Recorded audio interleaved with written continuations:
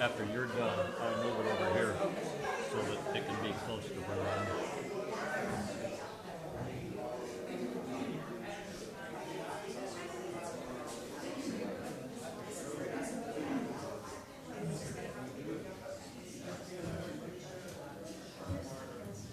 Hello?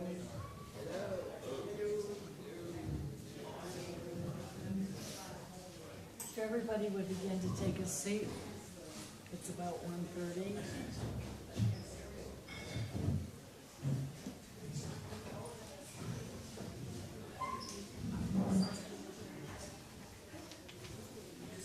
I have one announcement, and okay, can you hear me all right?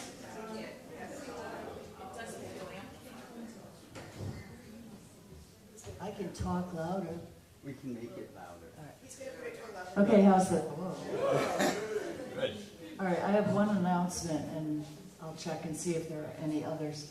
Calvin and I put in the schedule the little slot this afternoon that says wrap up, and actually that was sort of a placeholder,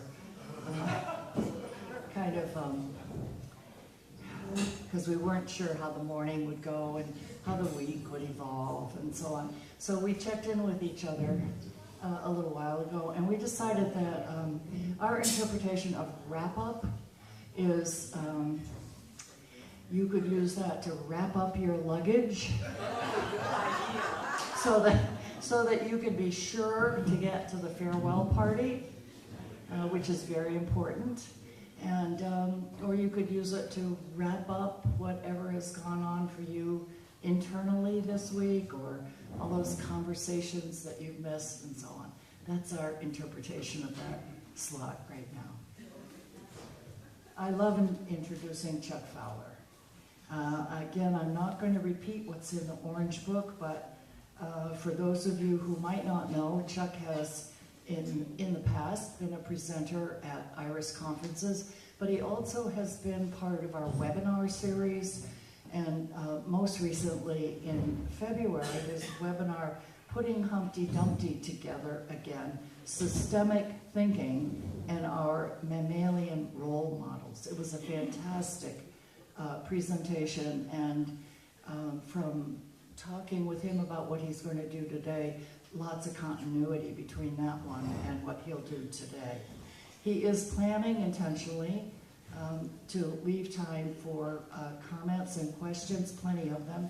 And part of how he envisions that time after his presentation for discussion is to for people to have a chance to think about the various elements of this week in other presentations and how your experience of those might relate to his, what is kind of a big picture presentation.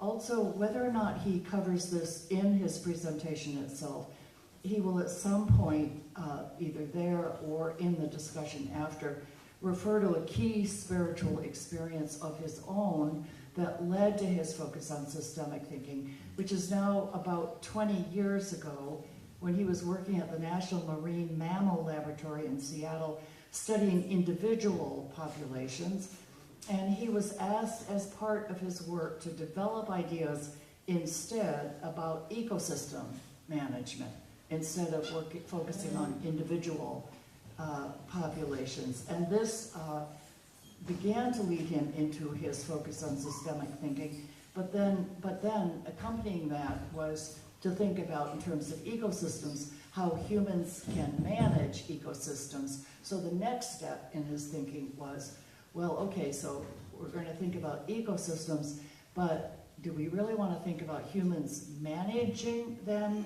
or do we want to think about how humans fit in to ecosystems? And another way that he thinks about this is, as Thomas Berry puts it, that everything has a voice. And everything has a voice. And I believe that his topic today is going to suggest that insanity maybe lies in being disconnected with that reality as expressed by Thomas Berry. Good job.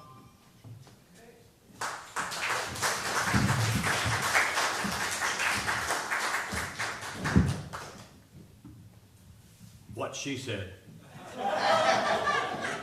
Questions?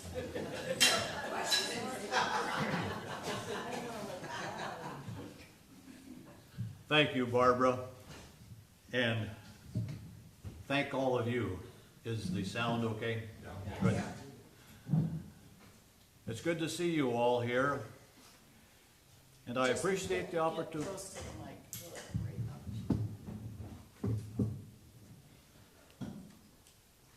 I appreciate the opportunity to interact with you regarding an issue that is to me an extremely important, fundamentally important issue. This image of a howler monkey helps make a very important point. Individuals are not a species. This may seem trivial, but the distinction is extremely important. This is a photograph of an individual, not a species. Much of what I have to say today involves species, with an emphasis on the human species. You and I are individual humans as parts of the human species. I'm going to treat many of the topics we have been dealing with this week by shifting emphasis a bit from the individual to the species level.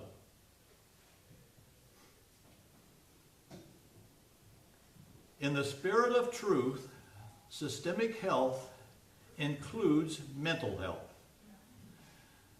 Coming to this realization, the realization of what this means, has been a continuing spiritual experience for me. The connection between our mental health and the health of our environment is real and very important.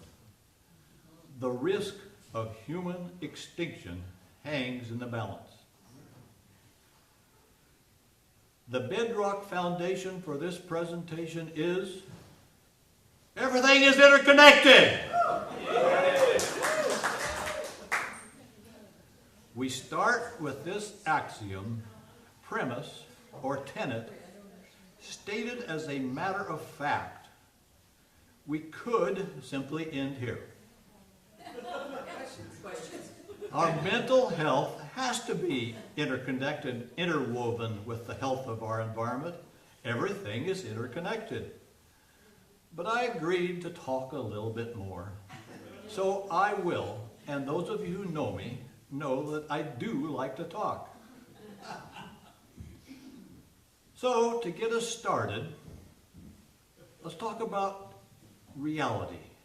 By everything, I mean all parts of reality. And by reality, I mean that from which nothing is excluded. You name it, it's included. Our mental health, our thoughts, our psychological state, all ecosystems, the solar system, all black holes, all galaxies, all are parts of reality. And they all have interactions and interconnections, processes that involve all of them. Relationships exist among them all. There are two main points, two main conclusions to this presentation. First, mental illness is one of the consequences of the pathological nature of the human species. Notice the distinction between individuals and species here. The abnormal and the pathological characteristics of the human species contribute to the mental illness among individuals. Secondly, the conscious purpose of being a normal species changes everything. Part of this conclusion involves how we go about achieving normalcy. In any case, I hope to help you see that our mental health is an example of a self-perpetuating system that contributes to the prevention of our becoming a normal species. It represents a force in opposition to becoming a normal species. Without becoming a normal species, our mental health continues to suffer and continues to cause resistance to becoming a normal species, a kind of double bind. As I shall argue, part of what stands in the way of our becoming a normal species is the state of our mental health. Now I'm going to show 2 slides, and I want you to pay attention to the way you feel when you look at each one. First is a slide showing a section of what I believe to be Kathmandu in Nepal.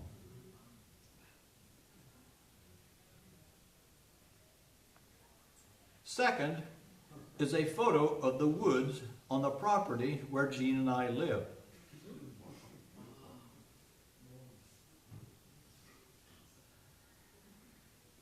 This histogram represents the normal pattern of density for mammals of human body size. I'm not sure I can see a cursor up there.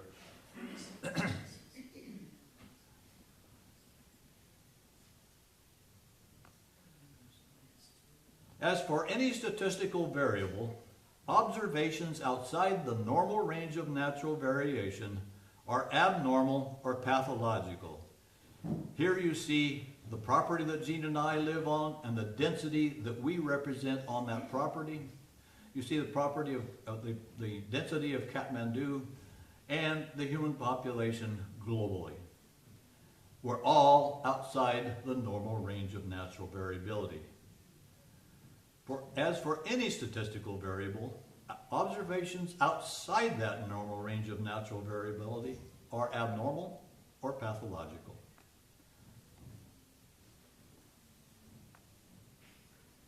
Jean and I would need 2 square kilometers, almost 500 acres of land to reduce our density to that of the maximum density for the non-human species. A pattern recognized in the scientific literature is that mental health is related to population density. For example, a paper published in 2020 had the title Population Density, Depressive Symptoms, and Suicidal Thoughts.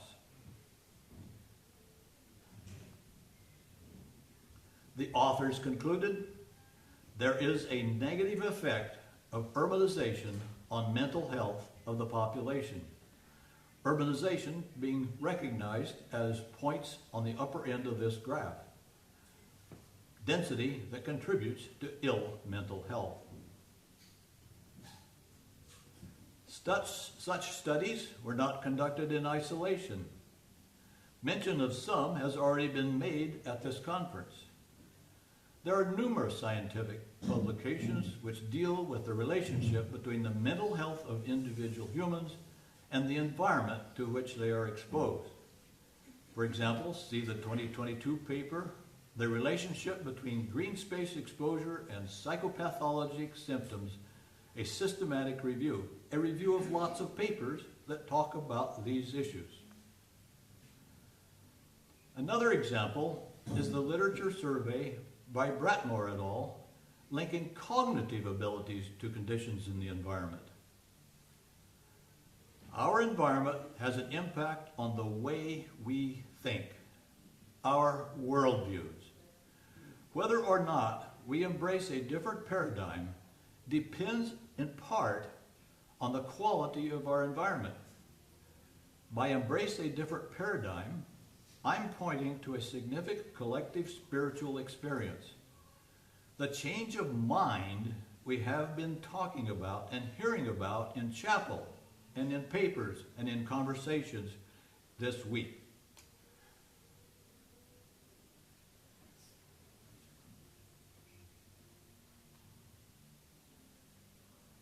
It is a paradigm proposed by Gregory Bateson. In a way, I always feel like I'm inventing the wheel. But Gregory Bateson invented this or thought about this years ago. And one of my colleagues and I have advocated this for the last 30 years. It is called systemic thinking. It involves seeing other species as role models for how to be a species, but it is far from confined to this particular element. It's bigger than that.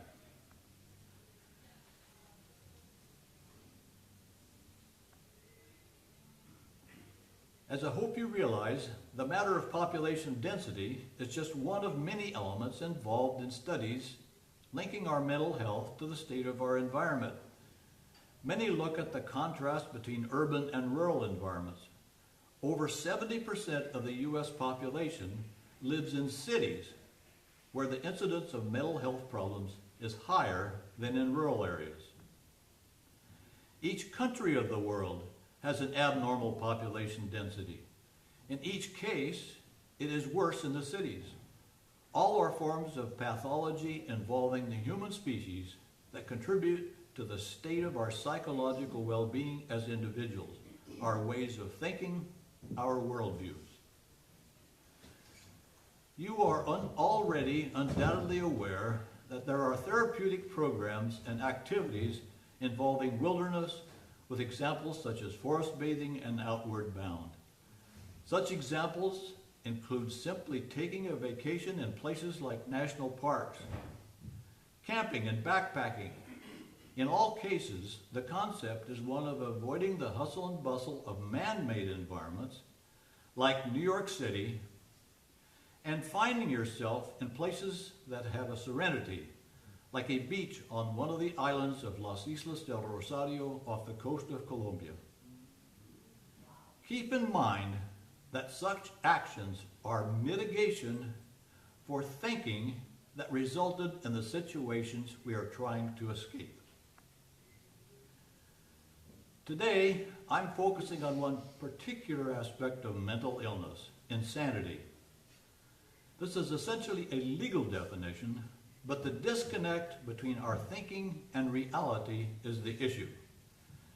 Insanity seen as a mental illness of such a severe nature that a person cannot distinguish fantasy from reality. The kind of insanity I'm dealing with is what Gregory Bateson refers to when he uses the phrase, "the map is not the territory." This insight is attributed to Alfred Korzybski from his book, Science and Sanity. This is an example of a concept already treated at this conference. But notice the word sanity in Korzybski's title. The insanity we are dealing with is our tendency to believe that our perceptions match reality. We believe that they are isomorphic with reality or fully represent reality, and particularly the belief that unintended consequences can be ignored. This is in direct contradiction to the basic principle I mentioned at the outset. Everything is interconnected. Reality can be thought of as an infinitely large mobile, and touching it anywhere sends ripples throughout the whole thing. Ripples sent in all directions. We maintain such beliefs even though in fact they are false. It remains a fact that the map is never the territory. The maintenance of such beliefs is the insanity we are facing here. For example, based on scientific studies conducted by others, I may have convinced some of you that population density contributes to mental health problems. And you may have concluded that the density of the human population needs to be reduced. And if you did, great. That's a step in the right direction. That is, you accept the connection and find yourself in support of achieving a normal population density. However, are you a normal individual human if your blood pressure is normal, but your body temperature is 106 degrees Fahrenheit? We are not a normal species if we are abnormal in any dimension of being a species. There are many dimensions in which the human population species is an extremely abnormal species. For example, take our total population size. The current human population is over 21,000 times larger than the average for the other species. Here we see that same set of data that I just showed you in the pie chart as a set of data represented in a histogram, showing the pathological nature of our species as measured in orders of magnitude, several orders of magnitude. Take our carbon dioxide production, a subject of one of the earlier IRAS conferences. Carbon dioxide production by the human species is about 3 million times greater than the average among the non-human species. Here we see that same set of data now showing the pathological nature of our species as measured in orders of magnitude. Take our water consumption. The human species consumes water at a rate that is about 216,000 times as much as the average for the non-human species. Here we see the same set of data and the pathological nature of the human species. Take our global energy consumption. We consume 154,000 times as much energy as the average among the non-human species. Here we see that information showing how pathological that consumption is. The human footprint is pathologically abnormal in many dimensions. Solving the problem of pathological density is insufficient. Necessary, but insufficient. A map leading us to deal with density is partial or incomplete. The list of human abnormality is extreme. In our publications, my colleagues and I have treated many human species level abnormalities, including the first 12 of this list. Given the interconnected nature of things, how do these pathological abnormalities contribute to our mental health? This question applies to any one of the elements, as well as any combination. For example, there is the combination of carbon dioxide production and population density, or extinctions caused in population size, energy consumption. There are millions of such combinations. How do they impact our mental health? How much does our mental health contribute to the origin and maintenance of these pathological traits? For example, no other species of mammal of human body size produces plastics. Yet we exhibit a pathological production of plastics which result in microplastics, some of which end up in our brains. In the brain, microplastics are very likely contributing to mental health. Does dementia stand in the way of thinking that we should not produce plastics?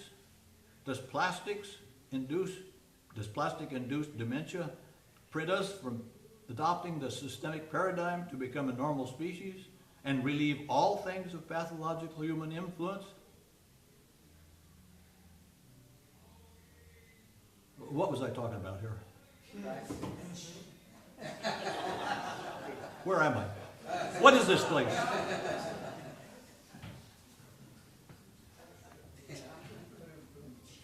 We are not a normal species until we are normal in all dimensions.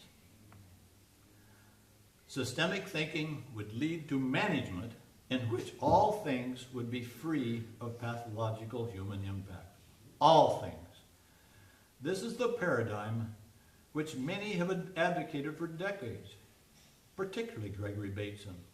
All ecosystems would be free to heal, to restore themselves. This would include all humans, with the relief of exposure to influences resulting in compromised mental health and impaired cognitive skills.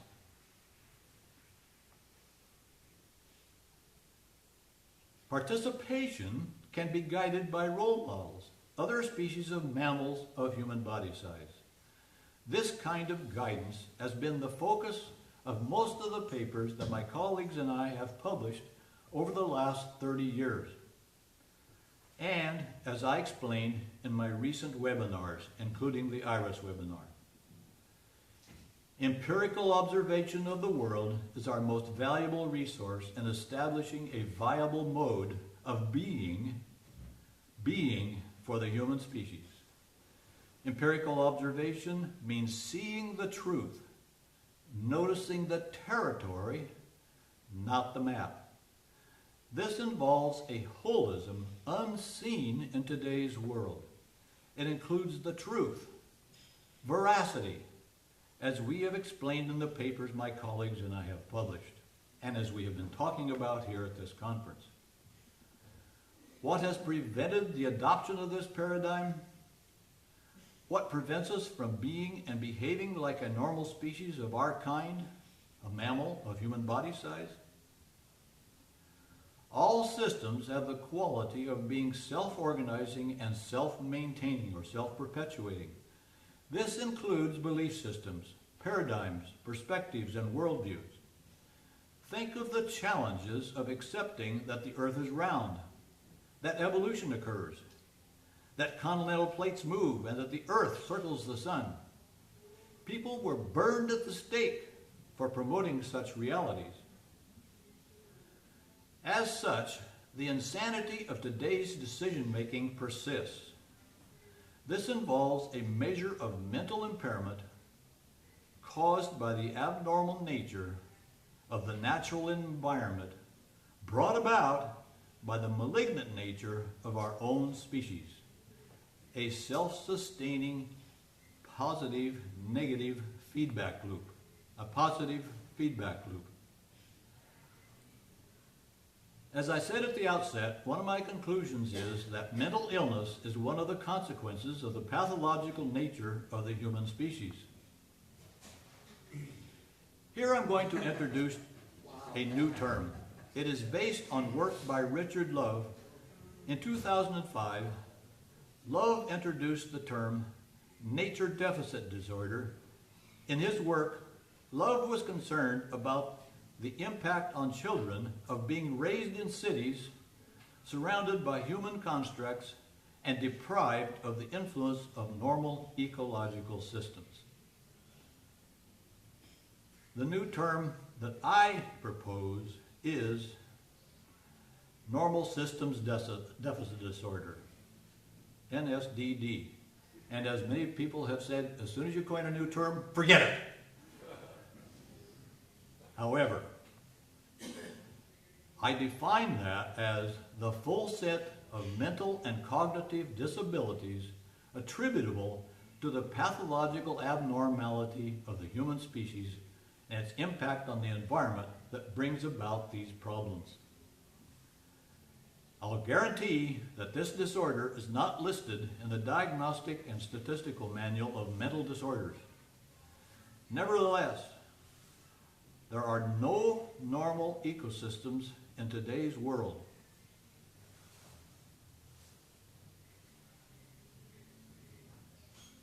And we humans are paying the price. Among the things that we endure is the compromised mental health and impaired cognitive function. One of these consequences is the insanity observed to varying degrees among the individuals in our population. I'm sure that you have someone in mind who represents an extreme.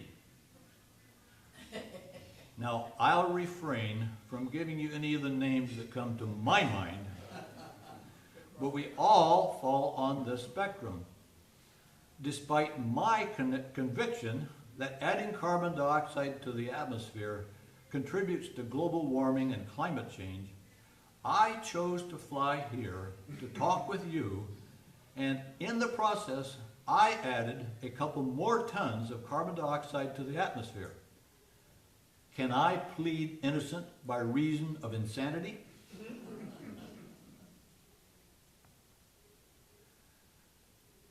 The insanity that I have dwelt upon so far is one of the consequences of the pathological nature of our species on our mental and cognitive functions by way of our impact on the natural environment. Things would be dramatically different if we were a normal species. Can we overcome the insanity that preserves the belief that guidance is for being a normal species can come from current ways of thinking? That belief is out of touch with reality. The guidance needs to come from what we see, not from what we think. And science is a way of seeing. Something that I feel was very, very well represented in all of our chapel services all week this week. For me, this is a simple matter of biomimicry writ large. We simply use other species of mammals of our body size as role models for how to be a species. We can mimic the successes of the evolutionary processes carried out in reality, involving hundreds of thousands, even millions of years. They show us what works, what is sustainable and normal. With the kind of awe J.D. Stillwater introduced to us yesterday, we can see the holistic nature of such guidance. Others have reached similar conclusions. Let nature be your guide. The goal of life is living in agreement with nature. The world is not to be put in order. The world is in order. It is for us to put ourselves in unison with this order. In talking about living things or self-corrective circuits, we should follow the example of the entities about which we are talking. Nature is an incomprehensible guide if you know how to follow her. Come forth into the light of things. Let nature be your teacher. Returning to a graph we saw earlier, the patterns among other species show us what is normal and what is not, as in this case for population density. We strive to be a normal species in every dimension of being a species. In being normal, we deal with anxiety stemming from global warming, road rage from density on the highways, depression from fear of extinction, all forms of psychological stress that are associated with human species-level abnormality.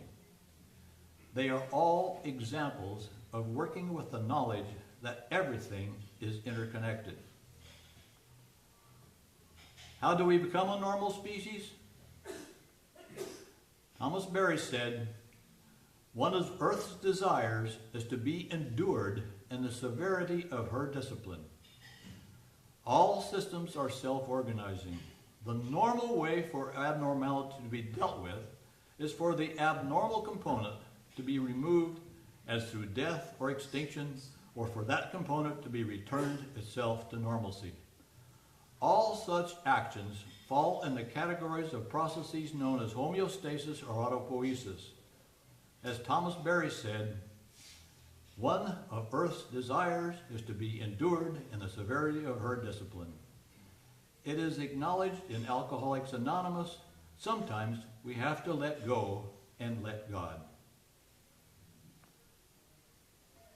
We can conceivably regulate things like our take of fish from the ocean and production of carbon dioxide, but things like our population may be best addressed by simply employing natural forces, letting the laws of nature do their work. What we ordinarily think of as disaster, cataclysm, catastrophe, collapse, tragedy, and Armageddon all have a positive side. I joined Bill Reese in saying that anything resulting in population reduction, for example, would be something to celebrate. It would be good for all other species, ecosystems in the biosphere, as well as for humans in the long term and for the mental health of the individuals in the short term. The field of ecopsychology is relevant here. Those of you who saw my IRAS webinar in February will recall my mention of deep ecology. What I'm dealing with here is deep ecopsychology. If the powers of nature restore our species to normalcy, it will result in normal consequences for all things, every rock, every molecule, everything in the universe. This is part of the holism that I treated in my webinars and in many of my publications. What does all of this have to do with spirituality? Many, including Einstein, want to see a shift in paradigm. He said, a new type of thinking is essential if mankind is to survive. Bill Reese said, we don't think systemically. Such people include Bill Reese then, one of the first speakers in the IRAS webinar series. Bill puts it bluntly in saying, in short, we need a genuine paradigm shift. As a matter of definition, I'd say that realizing a holistic truth that is transforming is a spiritual moment. It is like achieving enlightenment and knowing that there are no words for it. For me, it was a complete paradigm shift. For me, it was realizing that reality has the quality of an infinitely complex equation, with each part of reality being a part of that equation, but itself also an infinitely complex equation. It was a comprehension of what Gregory Bateson calls the systemic view, a realization of a totally different paradigm. Everything is interconnected over all time and space. Following that realization, confirmation bias set in. I found that others had experienced the same revelation. I was reinventing the wheel. For example, Thomas Berry said, everything in the universe is universe referent for its origin and destiny and its proper role in the great community of existence. Thus, to deal with insanity resulting from abnormal population density, we should follow the role models of other species of mammals of our body size to find a normal population density. Keep in mind that the reason for achieving a normal density is so that all consequences will be normal. It is not just for the simple reason that it might relieve our society of forces that maintain current levels of insanity. That is part of the holism of systemic thinking. It would be accomplished to deal with all of the consequences of being normal. This includes relieving all things of abnormal influence, offering all things the right to be free, to have the justice of being free of abnormal human influence. Also keep in mind that the information provided by the other species about what is normal is holistic information. It accounts for everything. The interconnected web of all existence guarantees this to be the case. It is fully 100% integrative. Nature is the source of all true knowledge. Notice the word true. This relates to the concept of veracity, as I developed in my 2021 Zygon paper. Nature involves what is actually true, reality. The map is not the territory, but the territory exists as it actually is. The interconnectedness is what it actually is. In the complexity of reality, our collective insanity is not the only thing that contributes to the failure to think systemically, and the failure to think systemically is not the only thing contributing to the devastation of our environment. My presentation today was intended to help you understand a piece of the interconnected reality of which we are a part. This involves the insanity promoted by an unhealthy environment, an insanity that is self-organizing and self-perpetuating. It very likely has been influenced by our evolution and the genetically determined function of our brain. In conclusion, mental illness, particularly insanity, among individuals is one of the consequences of the pathological nature of the human species. This pathological quality involves many dimensions of being a species. It is not confined to abnormal population density. And among the various forms of human abnormality, there are all of the combinations, and both their direct and their indirect consequences insofar as they involve our mental health. Saddled with such insanity, can we possibly be making wise decisions about how to function as a species? How can we be making wise decisions in our various forms of government? National and international leaders seem to have no idea of how detached from reality their thinking is. The conscious purpose of being a normal species changes everything. As a normal species, we would have a normal impact on everything, including ourselves, our thinking, and our mental well-being. Acknowledgments are important. This work would not have been possible without my dear friend Larry Hobbs, who passed away last year. Larry's role in my life included bringing the thinking of Gregory Bateson.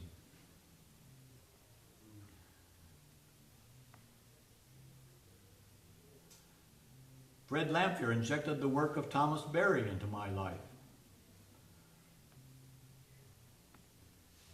And Thomas Berry's numerous publications include the influence of many respected philosophers and his wife Margaret Mead, and theologians, all now part of my life and thinking. I thank all of the interns, students, employees, supervisors, and co-workers that I have had the good fortune to work with over the years. Like people like Megan Rodden helped extract information from the published literature. She, I, and our colleagues are all very grateful to the thousands of scientists who produced the data used in our publications and in this presentation. There are no words to adequately express my gratitude to my wife, Jean, for all of her endurance, help, and support over the years of my working through the concept of systemic thinking. And I'm very grateful to IRAS, the IRAS team of organizers who invited me here to make this presentation. Thank you.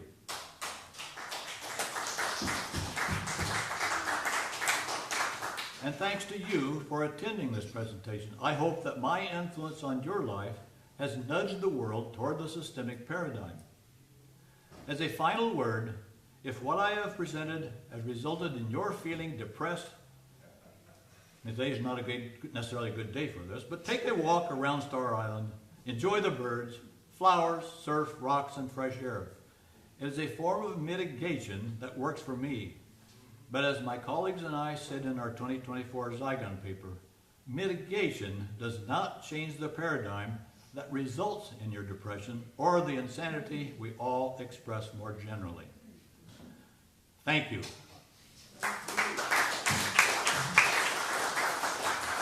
Now comes my favorite part of giving a presentation, your questions, comments, and feedback. In particular, I would like to hear your alternative terms that I gave in that definition. I've described it to you, so now let's dive in. Okay, do we have the other? Yeah, here's the other mic.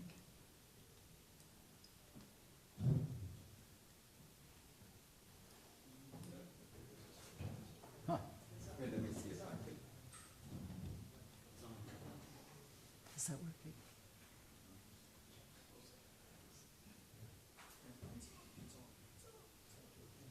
People can also come up front here.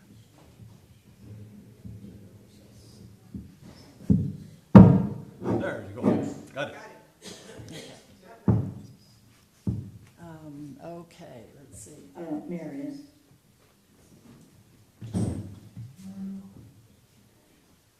So I wonder if you're saying that the human species is inherently pathological. Number two, I don't like the word normal. I don't know what you mean by that. I mean, historically, norms have excluded so many people. So yeah, what is a normal species? Yeah. Okay, you brought up a couple concepts there, and one of them has to do with the evolution of what we are. There is a whole field of endeavor that studies and many of you may have heard of it, the selfish gene, but the evolution to extinction, which has happened for many of the species that have gone extinct over time.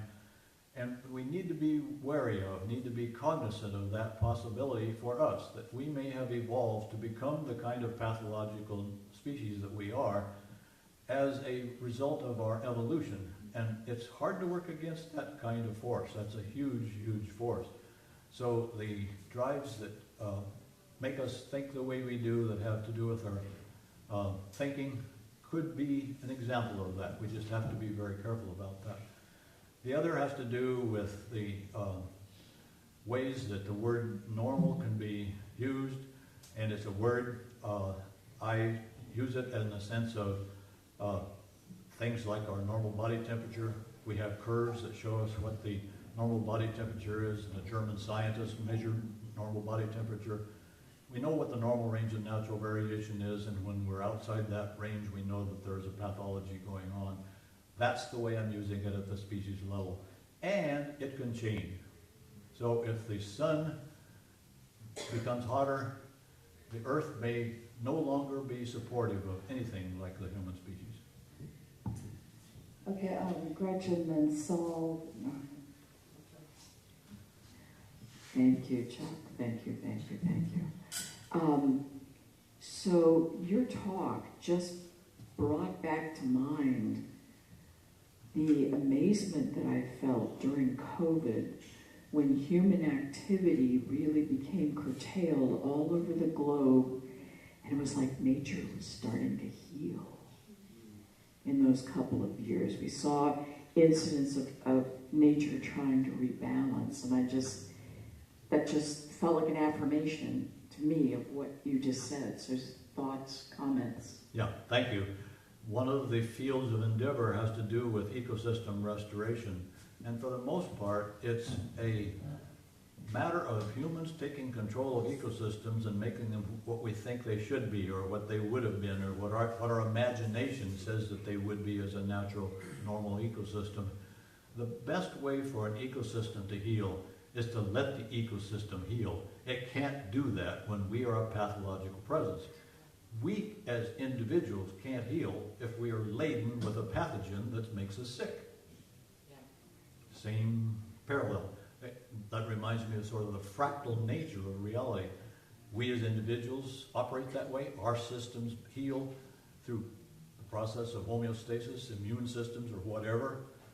Ecosystems, the biosphere, the earth, can be seen as needing to behave or function that same way. Thank you. First, thank you, Barbara, for all that you do for making these conferences work like this. I appreciate enormously the role you've played. Thank you. I'm continuing to do research, believe it or not, at this point in my life, and I never thought I would be, but I am, and here's what I'd like to share with you that will explain a lot of what you're talking about, I think. I agree with you that there's a lot of pathology, and there's a good reason for it, or a bad reason, depending upon how you want to see it. The fact of the matter is as a scholar of the species, that's what I spent my lifetime on the human species. It's very clear that starting as early as maybe more than 10,000 years ago, but not much more than that, maybe 11,000 years ago, we had the agricultural revolution started. By about 5,000 years ago, it was going really strong.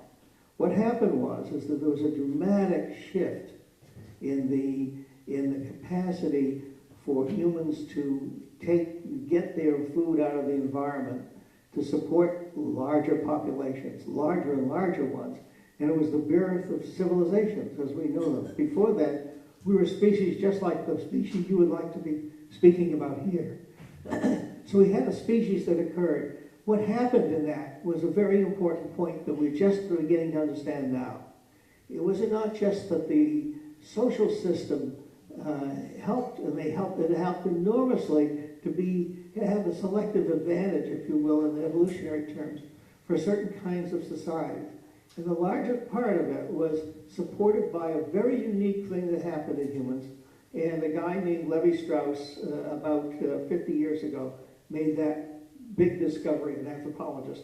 And he discovered that the way in which humans refer to their kinship, plus and minus, so to speak, had a huge role to play in the support of the necessary shifts in the social structure that would support this.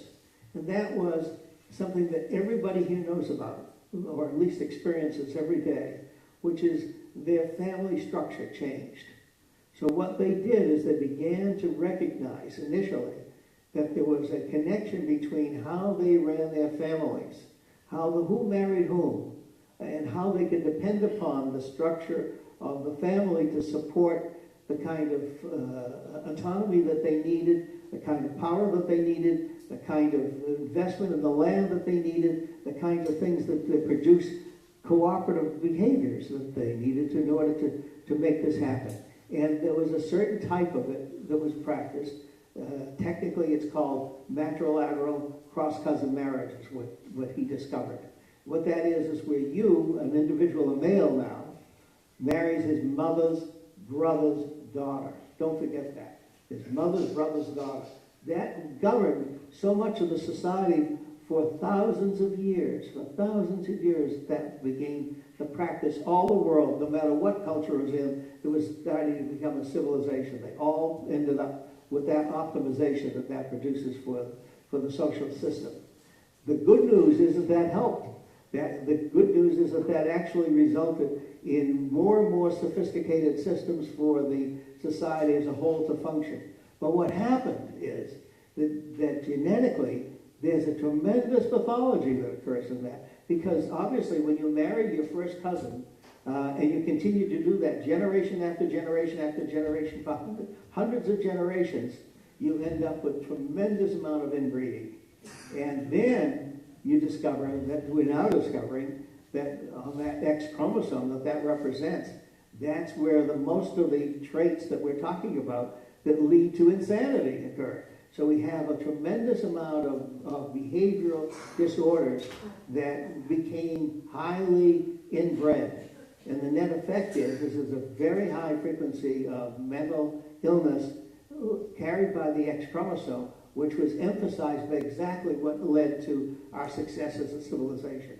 So we had, on the one hand, a disaster, and now, in the last 100 years, 150 years, we're abandoning that to other forms of marriage, much more random, but we're still dealing with the huge genetic load of that's producing just what you're talking about. And the question then is how do we deal with that? The way we deal with it is exactly how we're dealing with this conference. We're trying to figure out better ways of healing ourselves, it seems to me. Whether that's sufficient, that's necessary. Whether it's sufficient is a separate question, but that's it. That was chapter 53 of my presentation.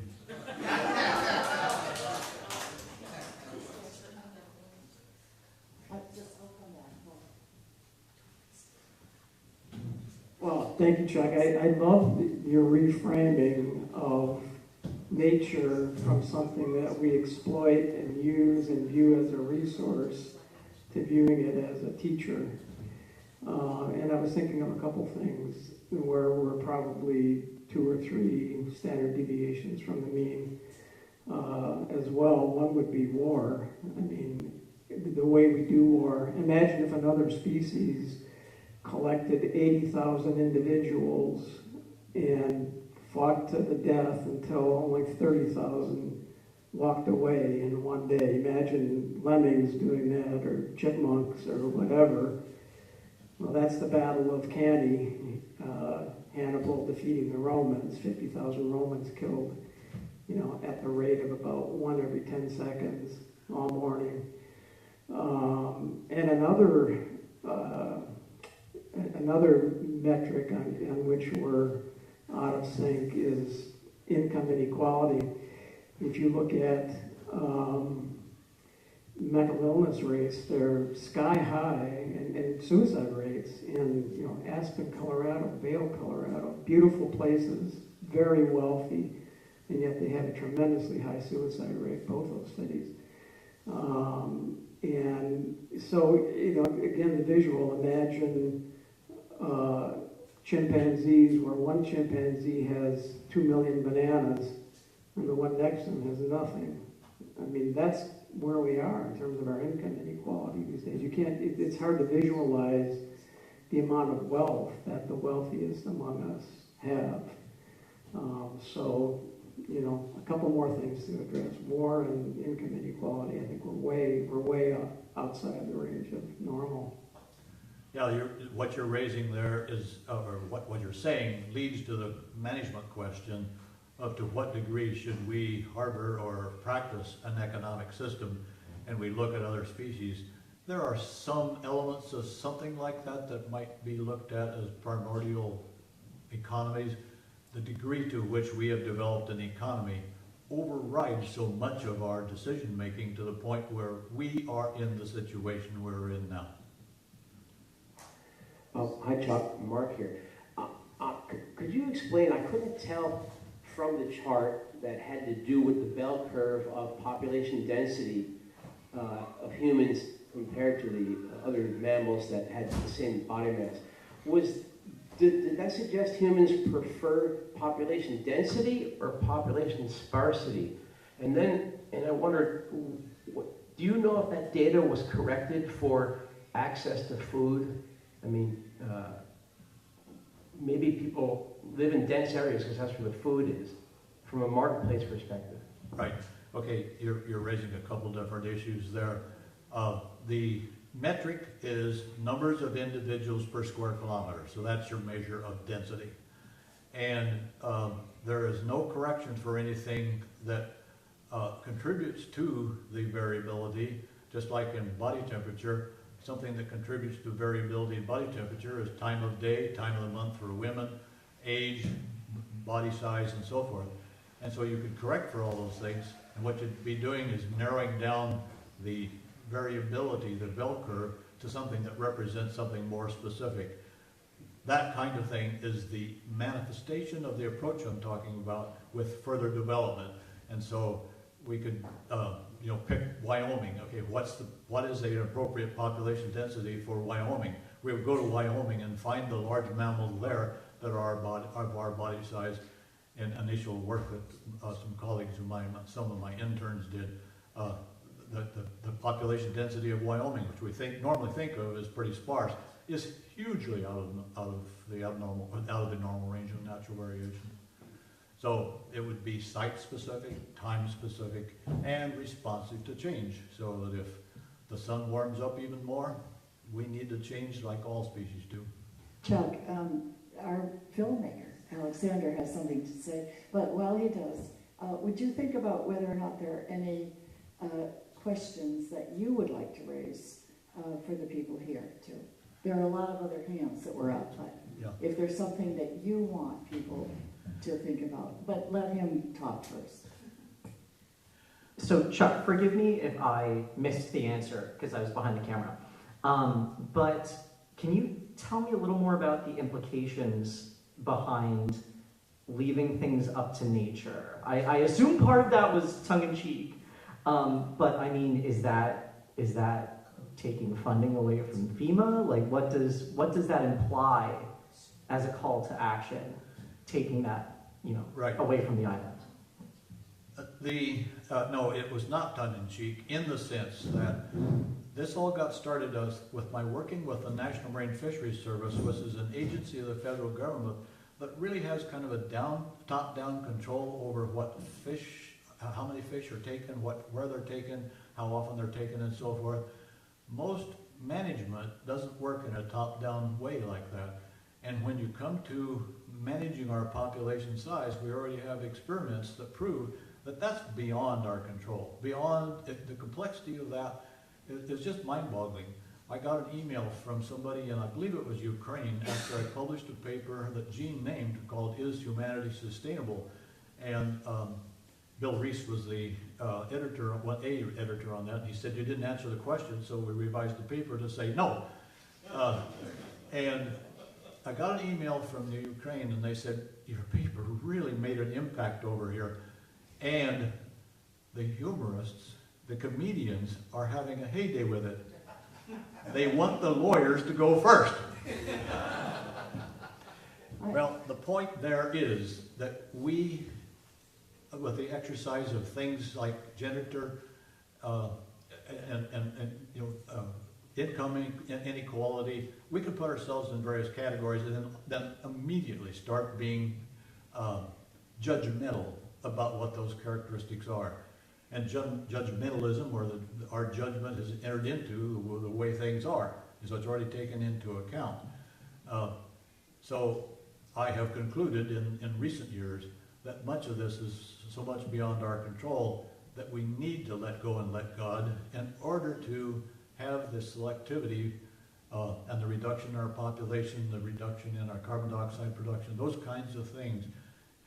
We have to accept the help.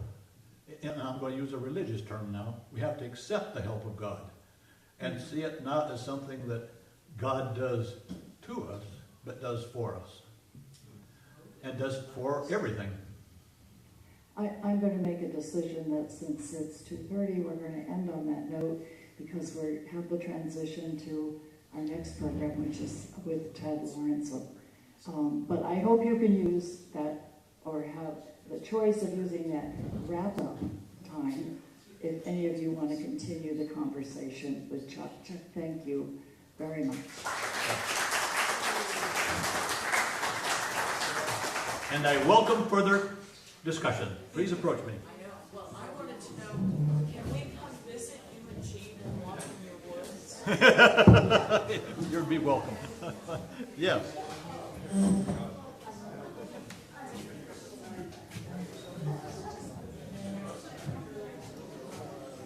How about our capitalistic system that prioritizes profit over the ecology? Yeah, well, there again, profit is an economic factor, and other species just don't have economic systems to get them in that kind of trouble. So if we were free of an economic system, it wouldn't be happening. Is there any place that's not going to that's part of our civilization? We're sitting over there. Just a second, I need to get out of his way here. Hang on, I'll get out of, we'll get this on. You can bring the chair over here, though. Well, I don't want to be, you can move this, that's fine. But I don't want to stand. Okay, we can set a chair down right here. No, but I want a table. Okay, so you got the chair. Okay, for sure. We can move. Let's see. There's definitely a card table I could grab for you. Can I sit down with you and ask you more questions later? You bet. Awesome. You bet. That was definitely the most, not divisive, but the most, thought-provoking. Thank you for letting me ask the question. I know I should be seen and not heard, but I was like...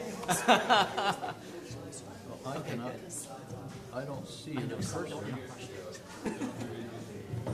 But no, that was definitely the most thought-provoking one I've heard.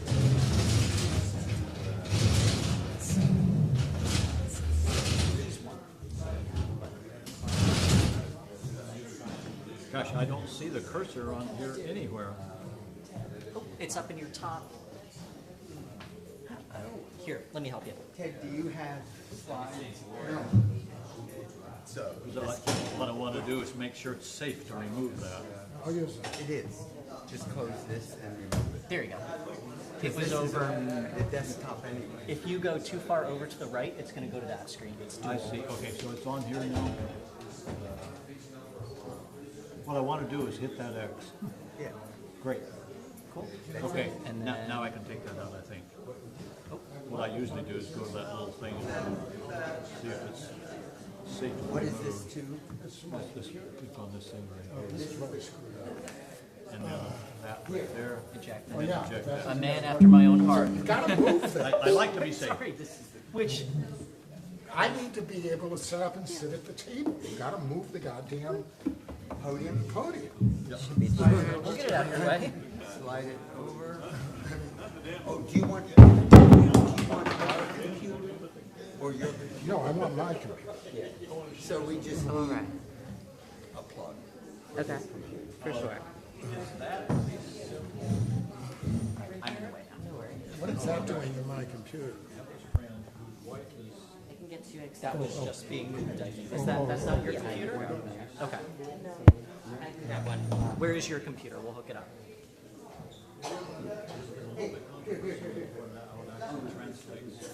What is it?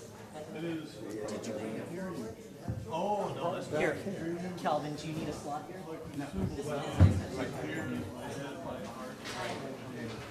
Who took my computer? Yeah, well, thank you, my friend. Somebody took my computer. That's really gratifying This one here? in that Oh, yeah, okay. I have to say this, I do what I've heard. You know, I would like to have Oh, that's the one I just unplugged. Sorry. in a way where they are heard. Yeah.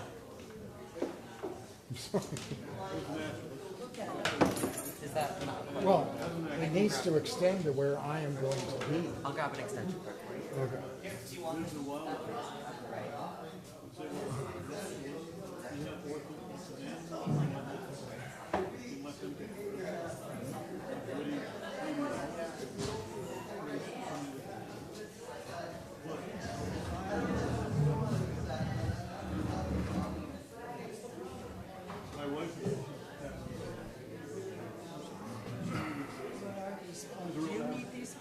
They don't have anything to do with me.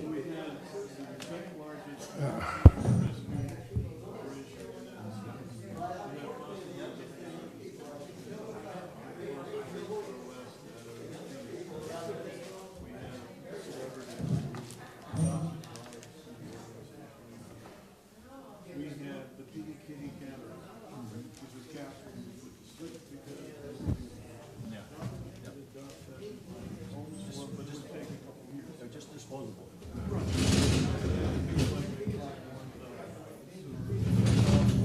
If you talk into the mic, it's much better. Well, actually, I don't think I wasn't really planning on talking to Mike. Well, Oh, okay.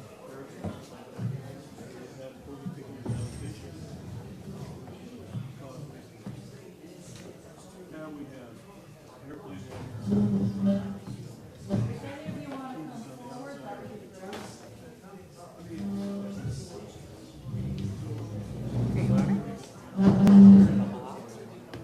It doesn't need to come out a lot. It just That's okay. This will just help you with the connecting your computer.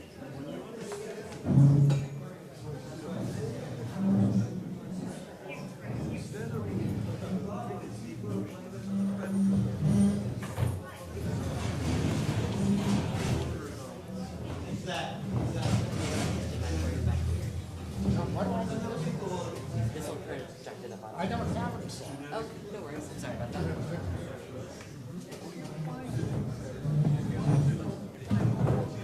In the species I've studied, you find it. I want you to have access to this mic. Would you like me to turn the projector on? Thank you. I really appreciate that. Thank you very much.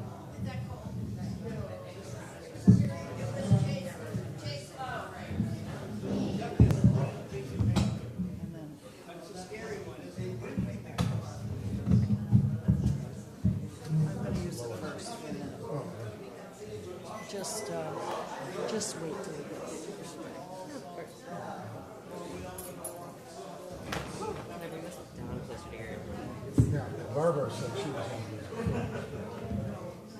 Oh, you're easy. I'll take it out. Okay. This is right here. This will be where it's like into.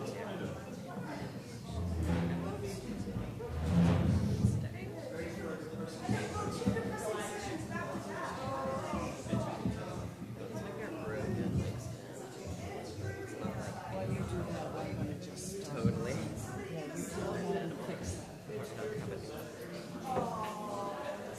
Right, could I ask everybody just to gather, and you're certainly welcome to come forward. It would be a little more conducive to conversation if some of you could come forward a little bit. Yes, indeed, you're all welcome, even to the extent there are spaces Yeah, available. there are plenty You of sit right around places at this these table. tables.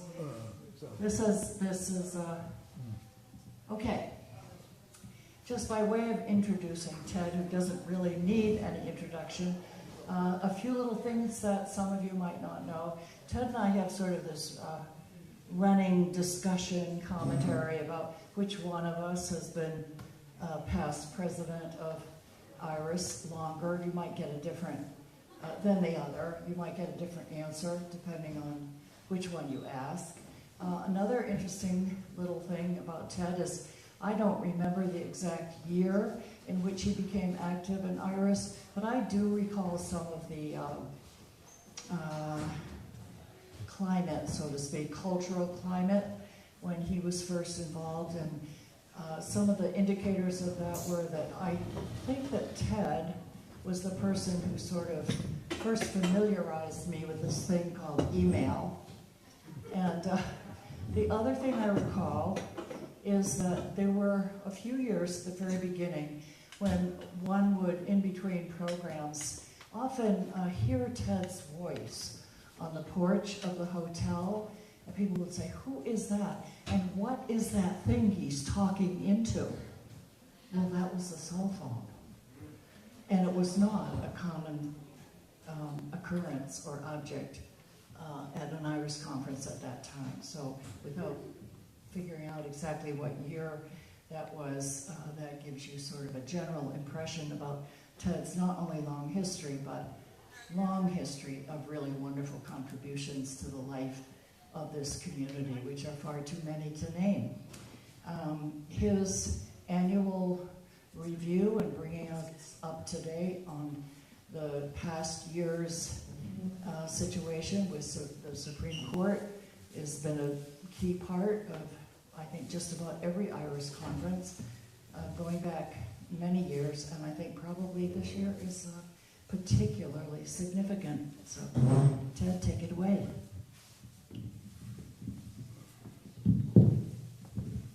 I have not, I think, tried to do this before talking into a microphone. But that's because there are more of you. Now, am I talking into the microphone? I switched it off. Okay. Oh. Now I am? Now I am. Okay.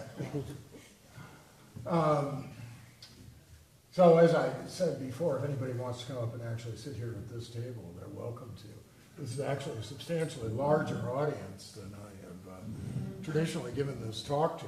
Last year, I think we had enough people right around the table, and that was pretty much it.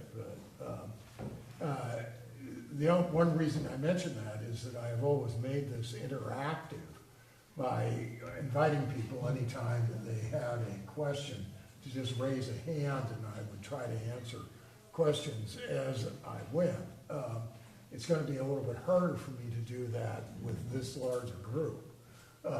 But if you think you are particularly likely to have a question, I would urge you to bring yourself more within my direct field of vision, so that you don't feel I'm ignoring you if you would like to raise also, hand. It's just, it's a little hard to see people when you're here looking at the open window. So if you're toward the back and you have a question, be sure you wave.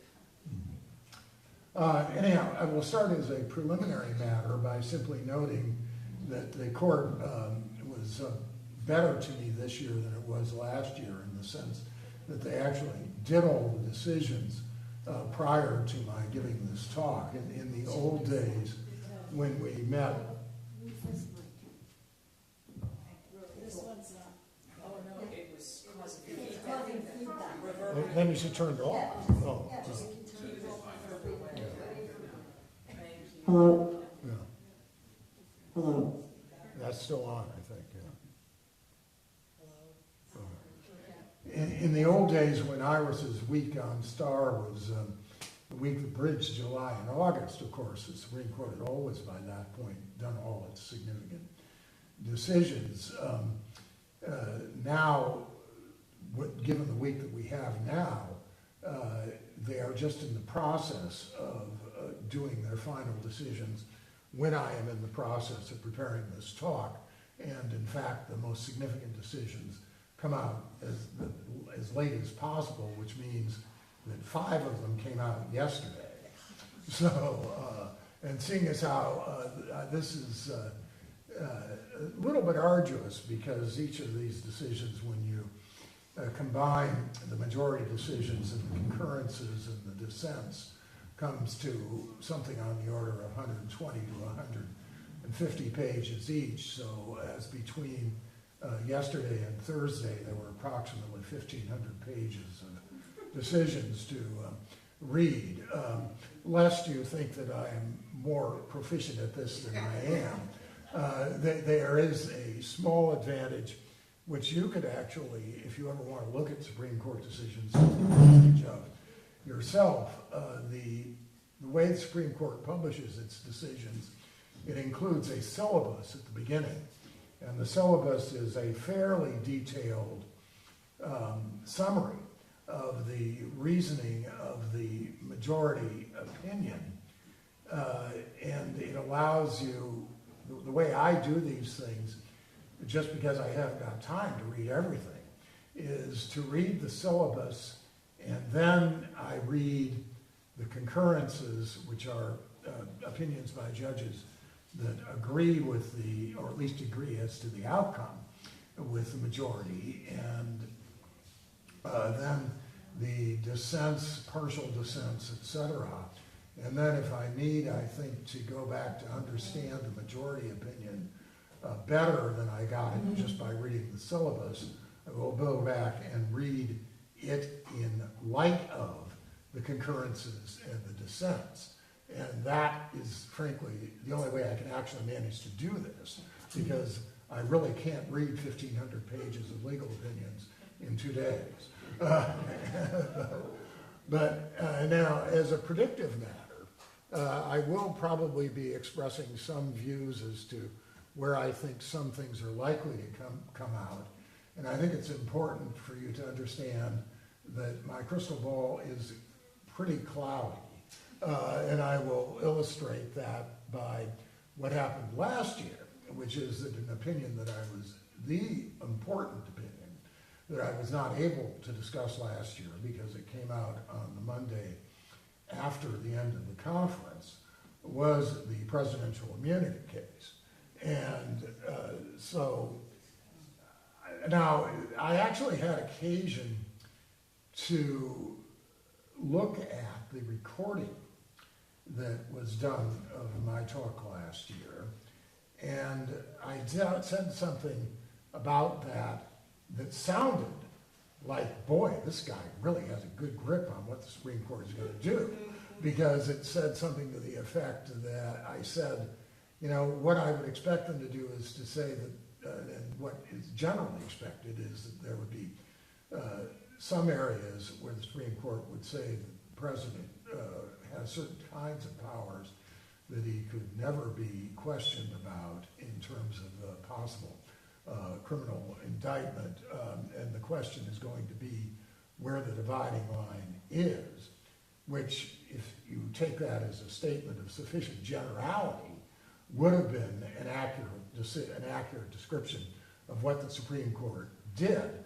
But I can tell you that it never occurred to me that they would go anywhere near as far as they in fact did, in terms of basically insulating virtually anything that the president does that's within his official powers from any possibility of criminal prosecution at all, and which is a decision that I profoundly disagreed with. But so that just shows you, and so if somebody had followed up, well, what do you mean by that? And I had given a more detailed answer, my more detailed answer would have been almost completely wrong. So, so you should take anything, as I said, that I say now as a prediction about what is going to probably happen is hopefully fairly well informed, but hardly precognitive, let's put it that way, to use a word that is used elsewhere in this conference. So I will start off actually with a decision that you probably heard about yesterday, and some of the things I'm going to do is going to be disambiguating things in relation to headlines that you may have seen.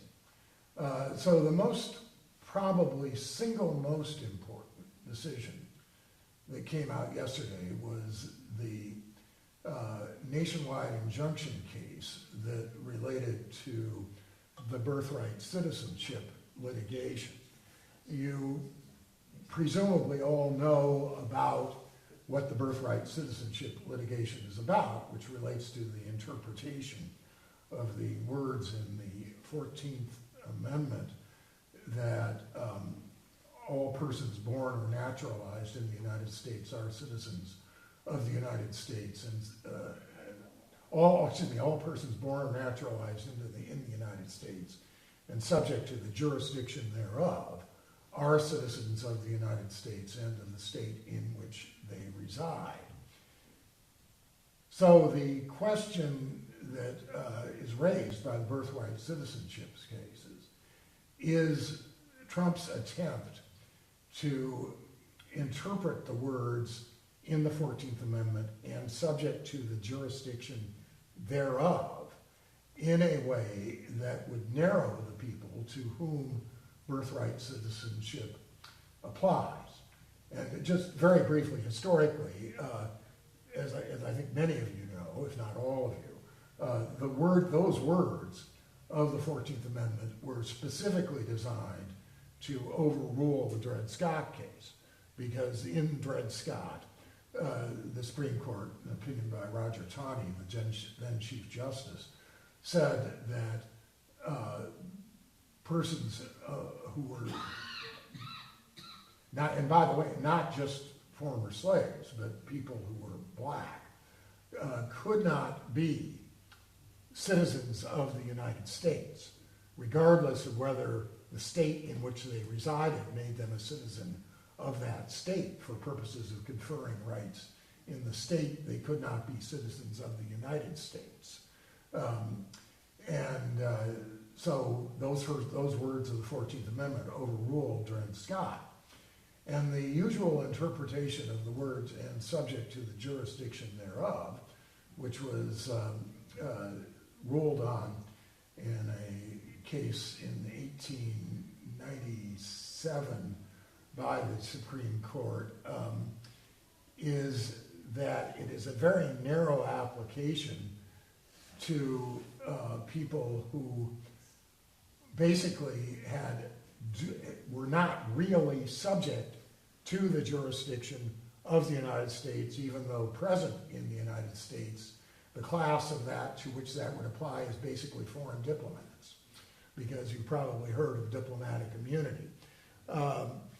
Now, the question that was in fact asked and answered in the case, the Yickwo case that was decided in the 19th century by the Supreme Court, was that it was not the case that the word "subject to the jurisdiction thereof" would not apply in the case of Chinese people who were lawfully in the United States but not citizens.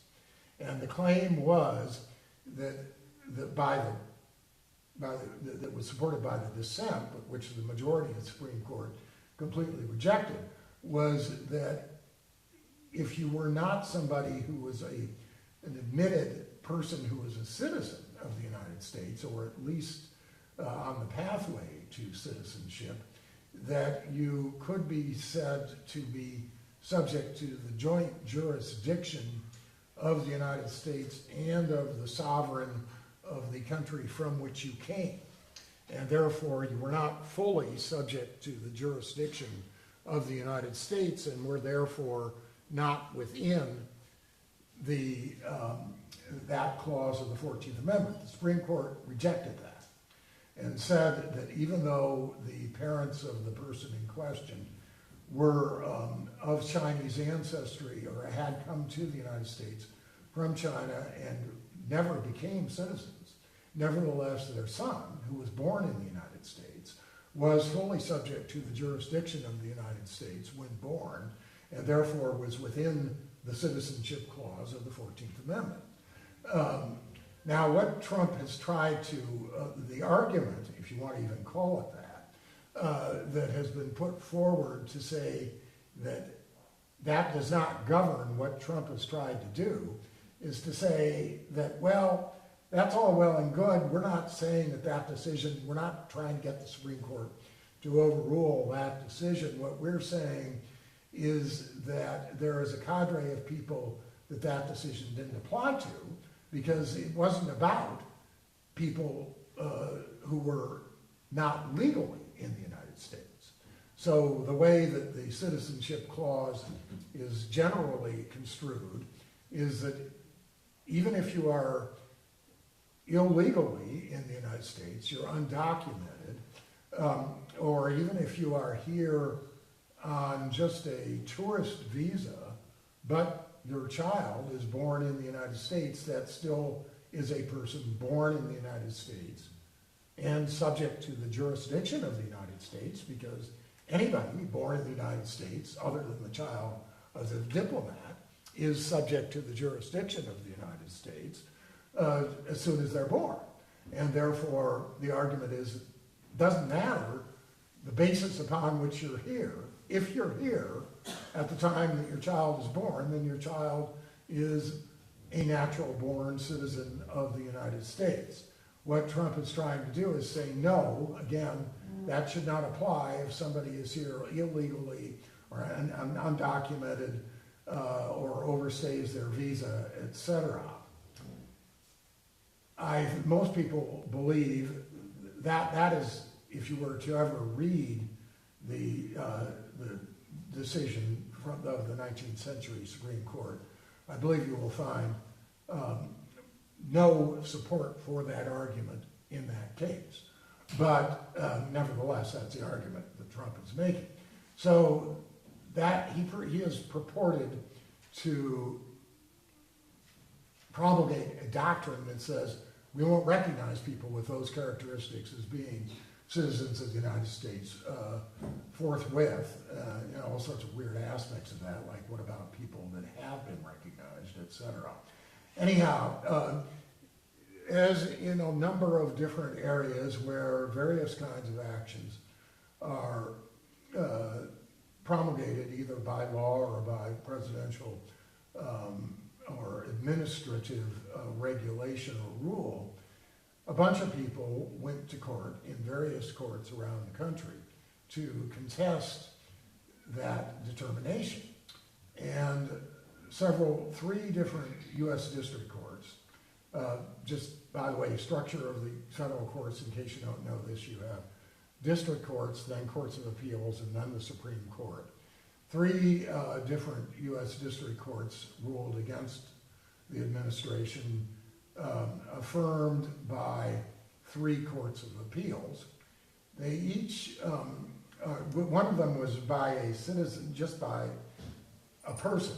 Another one, I've forgotten exactly which were which, but at least one and perhaps two of the others were cases that were brought by states, claiming that they have their own independent reasoned needs to know who is a citizen, and claiming to represent not only themselves but the citizens, residents of their states. You got what were called nationwide injunctions issued against this attempted action by Trump. And there have been issues that have been being mooted about for a fairly long time now about the propriety of a district court issuing a nationwide injunction.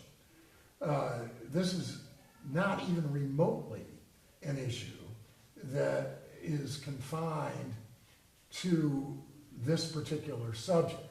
There have been all sorts of things for decades now where where the administration, whatever it is, gets sued in multiple courts and if the ruling is against the federal government, sometimes the courts issue nationwide injunctions that don't just purport to apply to the people who brought the suit, but across the entire country, saying that a particular ruling applies to everybody who could be covered by the reasoning of the opinion. And there are issues here. There always have been issues. Among the things that this got applied to, just to show that this was not an issue just relating to anything that has to do with things that Trump has done. You probably heard about issues relating to whether or not Biden had the authority to forgive debt in the ways that he did. So there were district court cases brought against his saying that he had the right to do that, ruled against it, ruled it as being something that was not permissible throughout the country. A much more confined set of circumstances, but which led to considerable chaos last year, which people like me who paid attention to somewhat obscure questions of corporate law had to deal with, is that there was a law that Congress passed a number of years ago that required anybody who would establish a corporation or a limited liability company to register who were the ultimate beneficial owners. This is to prevent money laundering, and there were people who claimed that that was unconstitutional, unconstitutional exercise of power by Congress. You got 5 or 6 rulings around the country which were not consistent with each other, some of which said it was that was unconstitutional, others of which didn't, and some of the cases in which it was said to be unconstitutional said we will enjoin this on a nationwide basis. So people that you have seen in the press, people saying, well, this is a ruling that favors Trump on birthright citizenship. Whether or not it was, I'll discuss the reasons why you might say or not that it's was a correct ruling on this nationwide injunction point. But the issue goes far beyond birthright citizenship to anything that could have nationwide application.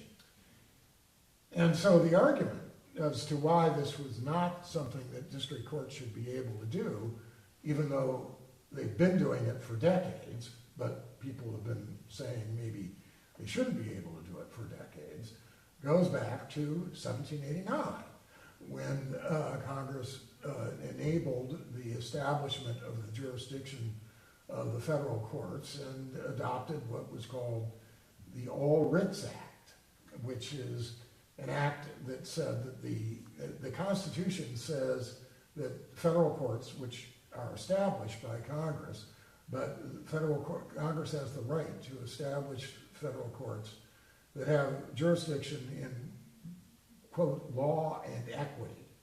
Law and equity means what was called the common law in England, and equity was called the jurisdiction of the chancellor in England, which was outside the jurisdiction of the standard common law courts.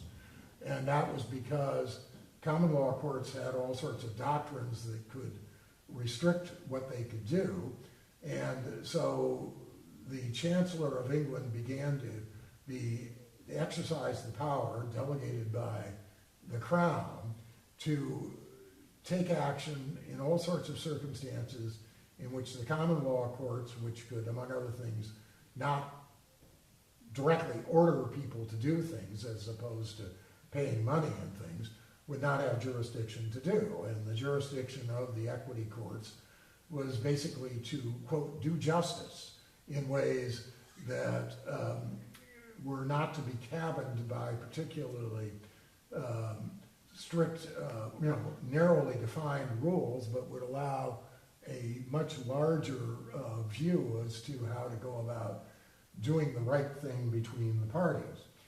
So the question is, so Congress gave the power to the federal courts to issue all writs in equity that could have been issued in accordance with the power of the courts that we were derived from, or the legal institutions that we're derived from, which was the courts of the United Kingdom.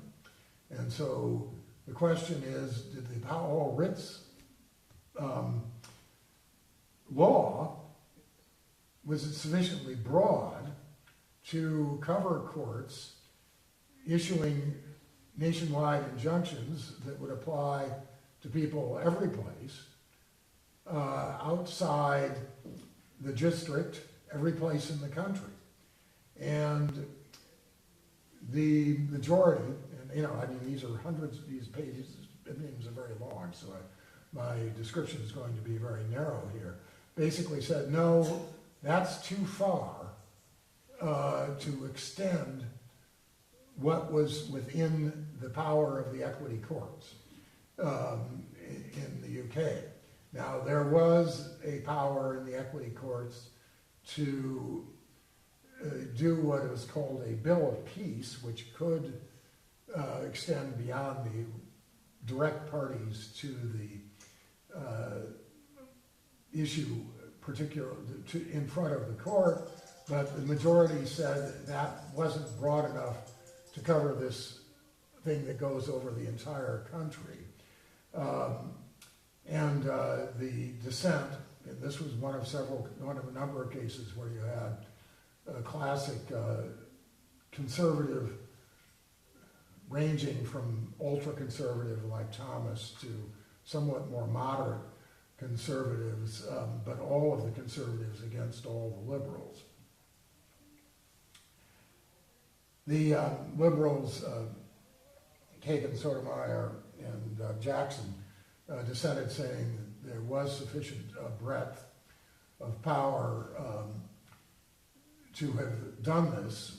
The practical effect of this on the citizenship issue was it had nothing to do with the merits of the citizenship issue.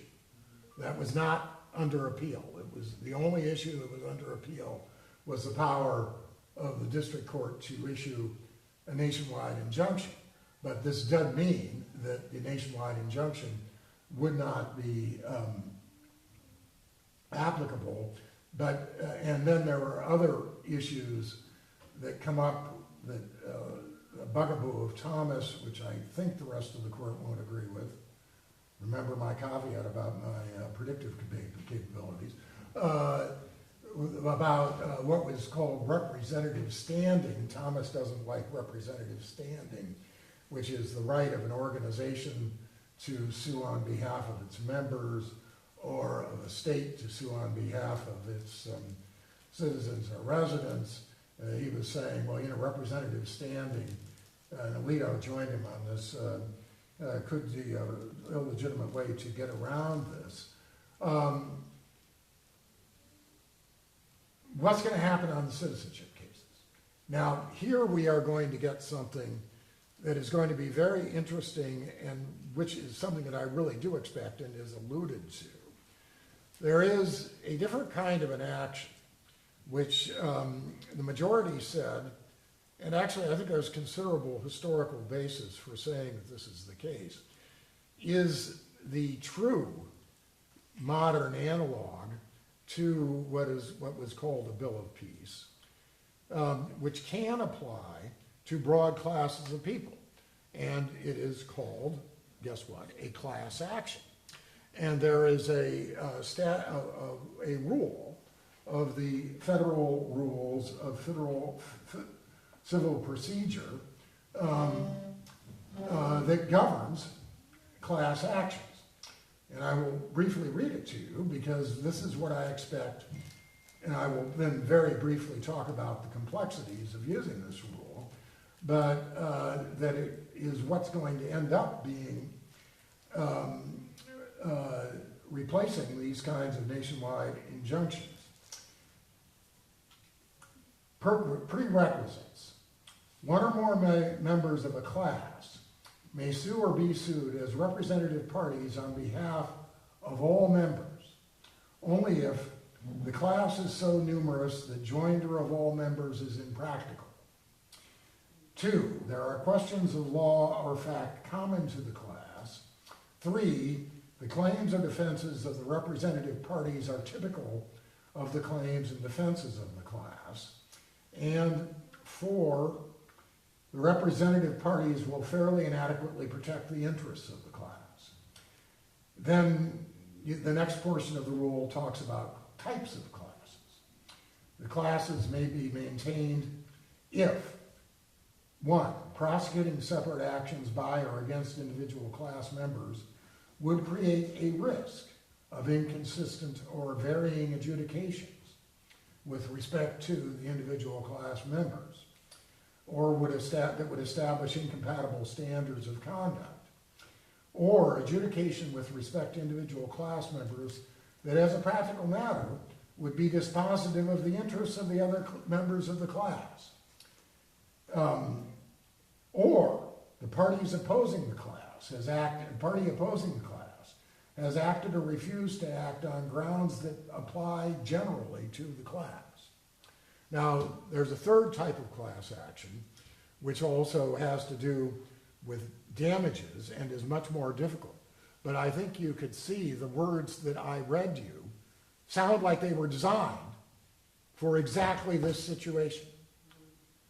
And it is completely clear that a class action can be hundreds of millions of people,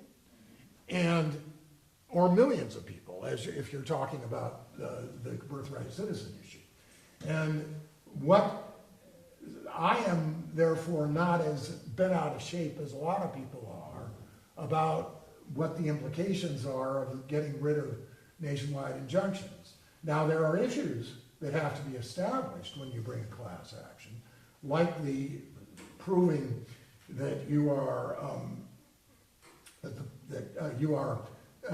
capable, the person who is trying to bring the action is capable of fairly and adequately protecting the interests of the class, which also includes establishing the capabilities of the counsel for that party to protect the interests of the class. You also have to follow the provisions of the rule that require giving notice to the other members of the class, which is sort of funny in this kind of situation, but you would, in this kind of injunctive action where you're trying to get a general ruling, put out as broadly as you could a notification that people who are other members of the class have the right perhaps to come in and also join in the class, or to, if they are members of the class that don't agree with the remedy that is being sought by the person who is bringing the suit, to come in and make their views known. In this particular case, it's sort of hard to believe that anybody who was going to be covered by the birthright citizen clause, and might not be because of what Trump wants to do, would come in and say, well, no, I don't want to have that ruling in my favor. But there could be other things, like, for example, some of the other things I was mentioning, where you would have people have other points of view. So, you know, there are things you have to go through in order to invoke Rule 23 of the Federal Rules of Civil Procedure, but it is very well designed to deal with this, and it gives you the chance to have one court, which is subject to one set of appeals, deciding the issue, and this is where this is going to go, not just in the birthright citizen case, but all sorts of other things where these same kinds of issues arise. Yeah, Abby. Yeah. Yeah, so I have a question about the timing. So my understanding is that nationwide injunctions have the advantage of stopping a law from going into effect, like the removal of birthright citizenship, right? Whereas class action suits take a long time to wend their way through the courts. And now, but you have to understand, and that's an important point. There is, as I say, a requirement to put out a notice and do what is called a certification of the class. But the reason why you have probably heard that class actions can take incredibly long times is because of the third kind of class action, which is what is called a 23B3 class action. And that is an action for the following purposes. The court finds that the questions of law or fact common to class members predominate over questions affecting only individual members, and that a class action is superior to other available methods for fairly and efficiently adjudicating the controversy. The matters, these findings include the class members' interests in individually controlling the prosecution or defense of separate actions, the extent and the nature of any litigation concerning the controversy already begun or by or against class members, the desirability or undesirability of concentrating the litigation of the claims in a particular forum, and the difficulties in managing a class action. The reason that everything about what I just read you is the subject of contention in damages class actions, because people have different circumstances. And, you know, can you isolate a set of questions if somebody, you know, I mean, this has to do with anything from people who are affected by black lung disease to everybody in lower Manhattan who might have been affected by the results of the post 9/11 pollution, to consumer class actions. Way back when I was in law school, people tried to use 23B3 to cover situations in which you couldn't identify members of the class or people who did not respond. And the question, you know, like you'd have a very large class of consumers covered by some statute or some possible cause of action, and you would put out notices that would allow people to join or not join the action. And then the question is, if people didn't join the action, if there was an award to the class as a whole and they never got the money, could you take that money and give it to a nonprofit or something? And the Supreme Court, way back, as I say, in 1973 or 4, when I was in law school, cut back that and said, no. The people who are going to get any award have to be the actual members of the class, and you can't take any money that they don't claim and give it to a nonprofit because, you know, it seems like the right thing to do. But, so that got cut back, but then the whole question of proper classes in the context of damages actions takes decades. But you're talking about an injunctive class of the sort that we're talking about here, where there aren't a lot of individual things. There isn't any individual issue to be litigated as to whether or not the birthright citizenship clause applies to somebody who was born in the United States to parents who were here without authorization. You know, you're either in that class or not. And, you know, and that's the case for a lot of these injunctive or declaratory judgment class actions. There still will be delays in the process of putting out the notice, allowing people to come in to see if they disagree, to go through the process of going through the process of certification. But my expectation is that that will get expedited in this context. Could be wrong, but I think that's where this has to go, because there has to be an ability to take on this kind of a ruling that purports to deprive huge numbers of people of rights. And, you know, you can't just, it is still the case, of course, even in the absence of this, if Trump proceeds against any particular person, that person, in all events, has the right to go to court and say, you're wrong in your interpretation of the law, and I'm protected. You know, but the problem is you can have thousands of cases like that. Now, you know, Solicitor General did acknowledge that at some point they would be appealing the decisions to the Supreme Court. And the Supreme Court said, well, you know, once we rule, surely the president is going to disregard that. And of course, God help us, I sure hope that's right. But, you know, in any event, this is, as I said, the logical way to go about dealing with the issue in the lower courts. So that, as I say, that probably is the single most important case that you would. Ted Saul has a question. Yeah, yeah.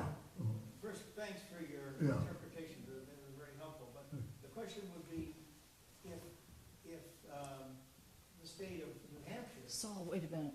Okay. If, hold in for a few seconds. Hold in for a while. It's got a timer on it. Yeah, timer on it. Try it now. Yeah. Then let go now. Test.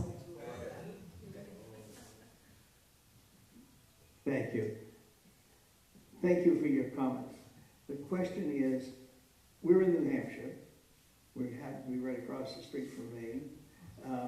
Does this, one interpretation of this is that the state of New Hampshire can go after this, but it would require the state of Maine to do the next one, and the state of Massachusetts to do the previous one, and Vermont to do the next one. In other words, all 50 states would have to go independently of one another, but it could be done through that method, and that would be which would be quicker, it sounds to me, with that method than it would be with the method of doing.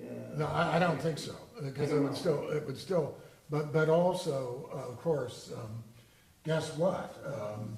The state of Texas isn't going to bring this action on behalf of its residents.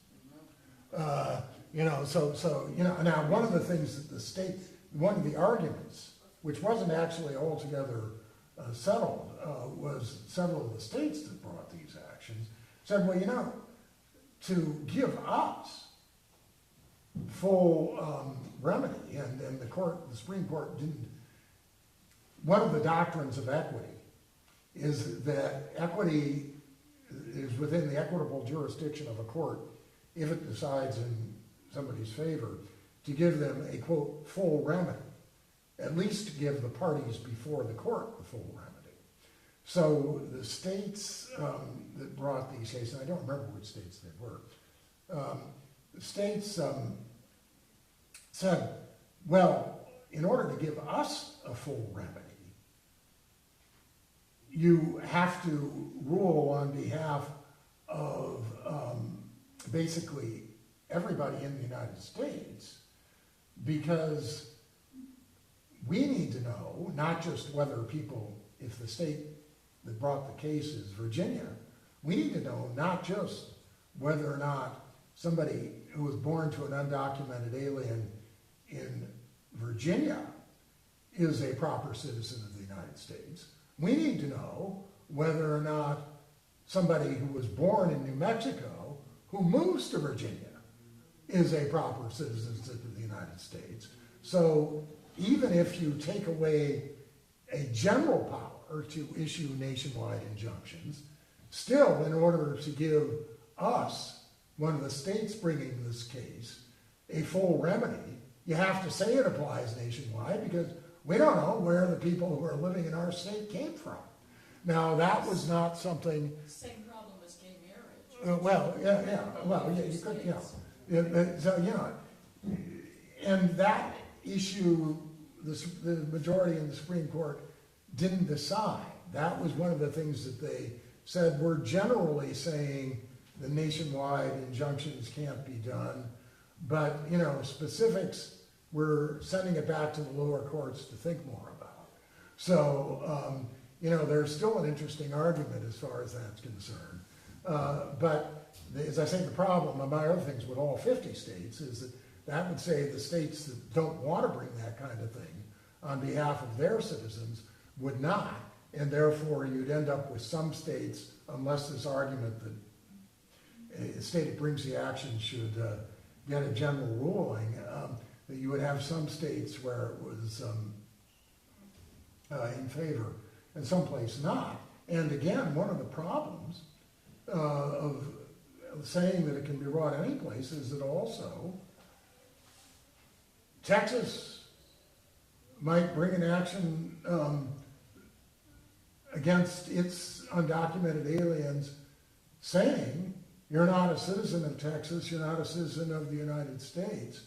And if you got a ruling in favor of Texas, and then that went up to the Fifth Circuit, the conservative Court of Appeals for that area of the country, you could end up with inconsistent rulings with the First Circuit in New England saying one thing and the Fifth Circuit in the other. That's, of course, why you have a Supreme Court. As the Constitution says, there shall be one Supreme Court, which was, and that was a wise decision by the founders that, you had to have some place where these things could ultimately get adjudicated as a final authority. But until you get to the Supreme Court, you can have inconsistent rulings, which is a point in favor of what the majority said in this case. In any event, I've had to spend enough time on that. The other case probably, yeah, go ahead. Yeah. No, you have 5 minutes. Well, I think I have more than that. Oh, really? Well, I will go as long as anybody wants me to go, by the way. Nobody is after me. But the other case that you probably heard about that made the biggest splash was actually decided on Thursday rather than yesterday. Was what's called the Scrimeti case, which is the Tennessee case as to whether or not there was constitutional protection, and the majority decided no, with respect to LB, or gender, the right to, or an asserted right in opposition to a state law to the contrary, to receive treatment for general gender dysphoria. And basically, the majority of the court, same lineup, 6-3, said no, basically, and on 2 bases, a claim that there was no discrimination, and also that LB, or the gender dysphoria, children did not constitute what they viewed as being a discrete class. Now, these were cases under the Equal Protection Clause of the Constitution, or the 14th Amendment.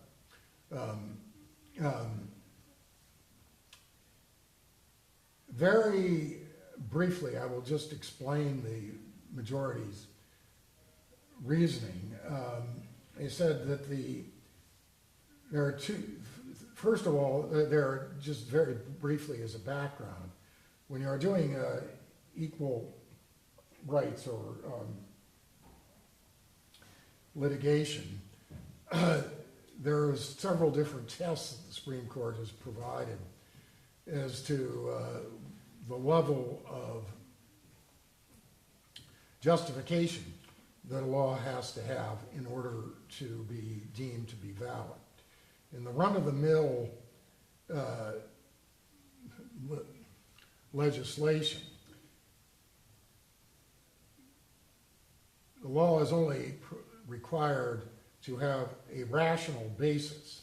And the reason for that is that making distinctions. And the reason for that view is that laws make distinctions as to who they apply to. And you can't say that every time a law applies to some people and not to others, that you can march into court and say, well, I'm one of the people that applies to, and I think it shouldn't, or I'm not one of the people that it applies to, and I think it should, because every law that's ever passed by anybody could be challenged on that basis. So unless you have what is generally called a suspect class of people, like race, national origin, religion, etc., that a law uniquely burdens, the court has said the only basis upon which you can potentially go against a law of general application is if you can show that there is no rational basis upon which the law could be defended. And what is a rational basis is given an extremely broad interpretation. So then you have suspect classes, like race, where instead they say, if you're going to make a classification based on race or national origin, the only way it can be sustained is on what is if it will pass what is called strict scrutiny, which is it has to be a compelling governmental interest, and the remedy that the law establishes has to be not only have a compelling justification, but it has to be narrowly tailored to achieve that justification. And just like almost everything passes rational basis, almost nothing passes strict scrutiny. So then the question came up in the latter part of the 20th century, and specifically in the 80s, how do you deal with sex as far as that's concerned? And the Supreme Court said, in sex discrimination, we will have what we call intermediate scrutiny, because there are some ways in which sexes really are different. And we're not going to say that every difference that is founded on the basis of sexual differentiation has to meet strict scrutiny, but we are going to say there has to be a substantial justification for making sex differences, for laws that are based on sex differences. So then the question was, is a law that says that a minor who wants to be treated for gender dysphoria, either, and by the way, surgery wasn't even on the table for this, but it was gender, puberty blocker or drugs to enhance secondary sex characteristics that would be contrary to your sex at birth, would the class of people that are suffering from gender dysphoria be a class to which you would apply intermediate scrutiny as opposed to just rational basis scrutiny? And, because you decide that it's going to be rational basis, then you're not going to win that case. The state of Tennessee is going to win a case in which the Supreme Court says that the test is whether or not there's a rational basis for this differentiation. I'll explain it. But if you'd said, well, there has to be substantial, a substantial basis for having such a law, might or might not win. But in any event, what the Supreme Court said was, this is not discrimination on the basis of sex, and therefore it doesn't have to meet intermediate scrutiny. Therefore, the test is rational basis, and there is a rational basis for saying that we don't think minors should be able to get these kinds of treatments because there's a lot of, and there is, a lot of question as to whether or not this is really a good idea, whether or not these treatments work, whether or not the claims that all these harms exist from people not being able to get these kinds of treatments are actual, whether people actually are suicidal, whether the treatments can be reversed, and if they can't be reversed, is that something we shouldn't allow minors to be doing? So it meets the rational basis test if rational basis test is the right test. So the question was, is an intermediate, as I say, scrutiny tests the right basis, the right scrutiny, and the majority said the basis upon which these decisions are made is not on the basis of sex. It's on the basis of age and medical diagnosis. So age in the first place is not a suspect category. So, this didn't, it said, you're 18 or older, this prohibition doesn't apply to you, but that's not something that has ever been said to be a suspect class. And whether or not you qualify for a particular kind of diagnosis is also not a suspect class, because laws are made all the time that have to do with who gets what kind of medical treatment, depending upon the judgment of legislatures, administrators, Department of Health and Human Services, et cetera, as to what kinds of medical treatment is appropriate, or whether or not a drug can be prescribed, et cetera. And if you say that the bases of these decisions is just age and medical diagnosis, which is what the majority said, then you haven't got a suspect class, and again, therefore you don't have intermediate scrutiny, therefore the state of Tennessee wins. Now the dissent said, well, of course this isn't that's a bunch of baloney. And in fact, there was a case a couple of years ago, but was not under the Equal Protection Clause of the 14th Amendment. It was under employment law, employment discrimination law, that did say that, and you probably know about it, that in fact it is employment discrimination to discriminate against somebody on the basis of their sexual orientation. And that decision, interestingly enough, was written by Justice Gorsuch, who was in the majority, but in this case, but he was also in the majority of that case. There were bitter dissents by the other conservatives. Now, how do you think Gorsuch did not write this year's decision, but he was a member of the majority. And so obviously if he was going to be a member of the majority and they were not going to overrule that case, which was just decided a couple of years ago, they had to distinguish it. And the way they distinguished it, the opinion, by the way, is by Roberts, the Chief Justice, was to say, well, the wording of the statute is not the wording of the 14th Amendment. The wording of the statute says you cannot discriminate because of sex. And if you say that somebody you can discriminate against somebody because of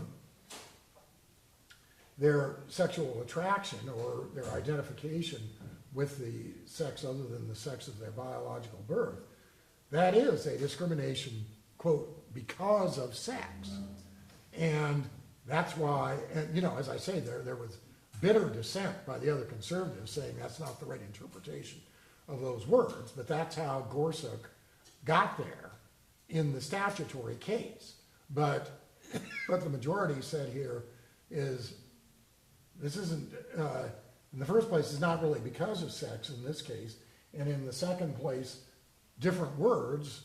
14th Amendment just says Congress shall make no law, or no state shall deprive any person within its jurisdiction of the equal protection of the laws, which is a different formulation, and it doesn't mean the same thing as the employment discrimination laws did. Now, the dissent said, well, baloney, if you are a gender dysphoric girl who wants to get treatment to suppress your puberty and also then testosterone to develop differently, that is discrimination on the basis of sex, because if the only thing you do is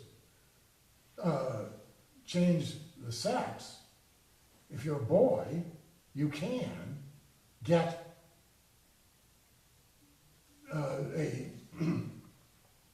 drug to prevent you from developing feminine characteristics, and you can, if your puberty is delayed, get a drug to develop more quickly as a male. And so if all you do is change those two, one fact for the other, that's sex discrimination. But, you know, it's really interesting. But again, the majority said, well, no, it's not. And, you know, so you just have these two different views. And, you know, I don't know that you can actually say that one is logically correct and the other isn't, but this was clearly, to a significant extent, a policy-driven view. And then there was a much more, what I find less, I mean, this isn't the way I would not have ruled if I were on the Supreme Court in the way that the majority did. But the other point was, there is also an argument as to that if you have discrimination against a discrete minority that has been traditionally disfavored, that might constitute a suspect class. But the majority pointed out that having somebody be having a new generally identified suspect class to which the Equal Protection Clause would be deemed to apply has been something that the court has not been willing to recognize for a long time. And then some rather, however, sketchy reasoning. They say, well, there hasn't been a traditional disfavoring of people who are transgender. You might say, huh? Barrett wrote a concurrence in which he said, well, you know, the dissent, which was by Justice Sotomayor, points out that there have been all sorts of discrimination against transgender people. And that's true on a private basis, but there haven't generally been laws that have discriminated against people who were transgender.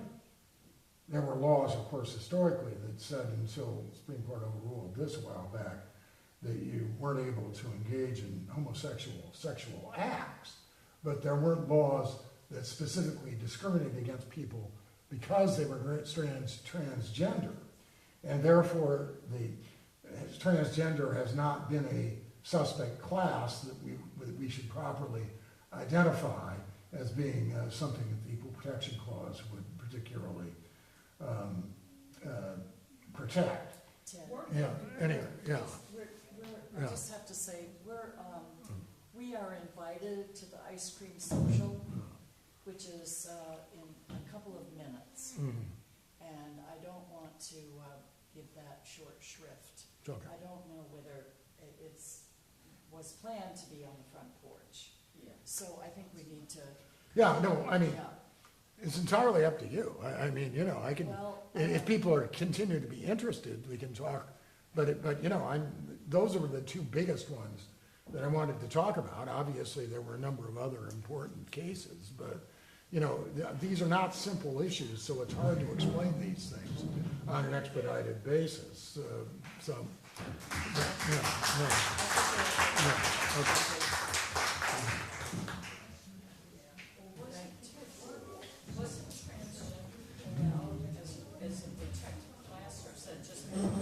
No, that's what they said they were not.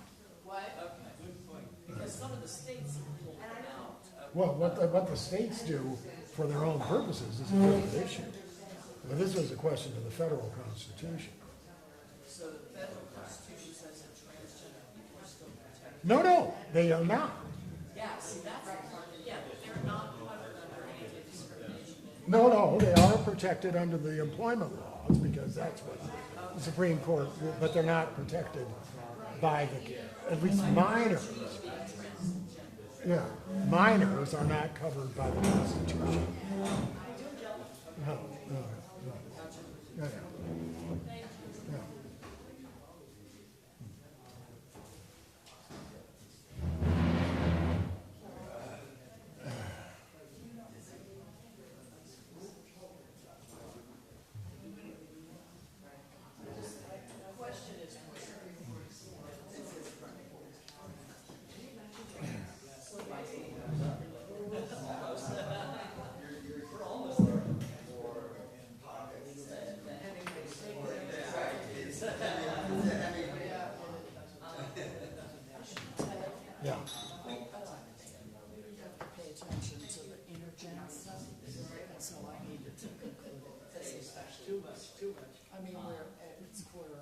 Yeah, I know. I would have said that people have a right to listen to things whether or not. Thank you, Ted. This is just such a tough time. Like you said, the question is out there. Here we have a Justice Department Yeah. person that was just revealed this week to basically tell the Justice Department people that just because the Supreme Court said. Well, no, they didn't say, They they didn't say the Supreme Court. They didn't say they were gonna. Oh, the district courts? Yeah. Choose. But, I mean, it's just troubling to me on so many levels. As the courts seem to be, the Congress has rolled over, the courts seem to be the only checks and balances left. And it is just amazing. A lot more eyes Yes. and ideas.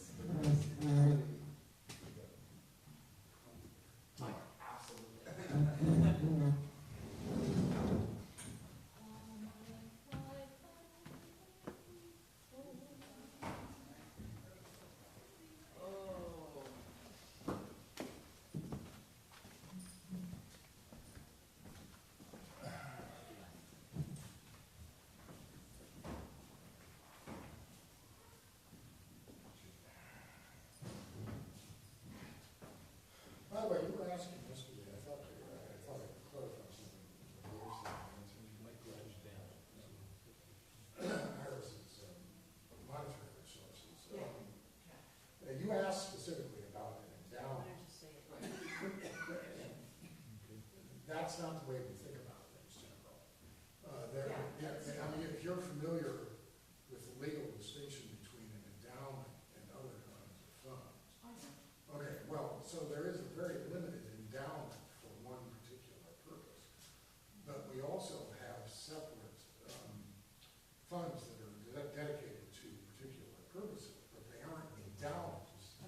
That's it, we can spend the principal and stuff out of them. So there's a relatively small amount of money in one particular fund. It's called the Memorial Scholarship Fund.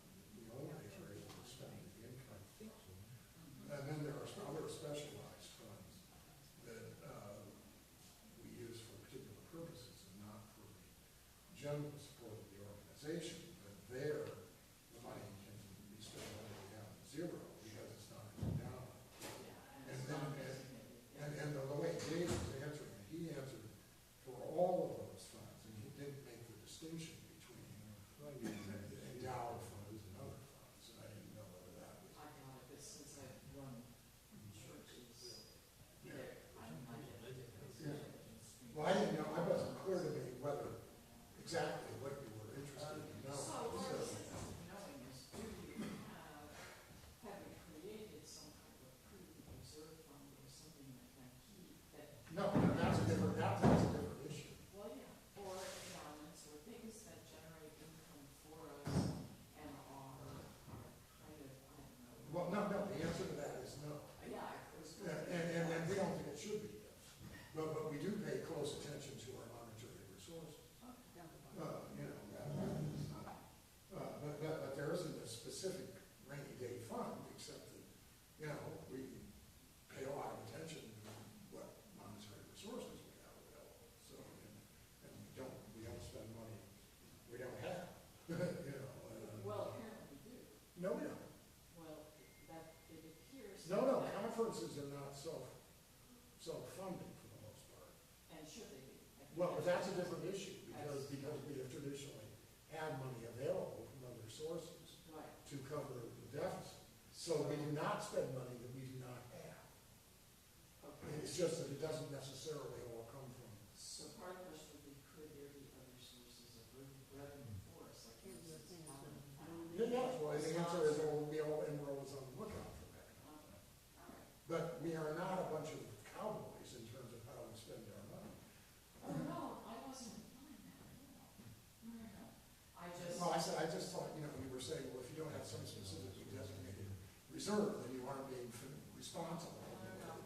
I'm just thinking about all the experience I've had with organizational growth over the long term. Okay. And how, are there things we can be doing with our finances that help create, say, a bigger savings?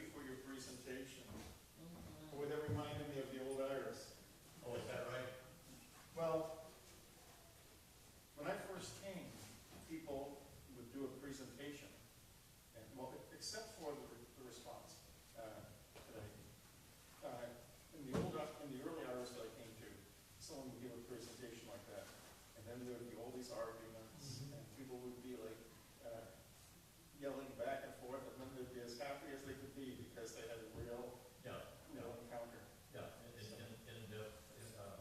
Well, the processing of things like this, I think, is an important aspect of being able to do this, and to the extent we have sort of open interaction mostly between me and people here, that kind of work, but missing is the element of like breaking into small groups and just chatting it out and having everybody get their word out.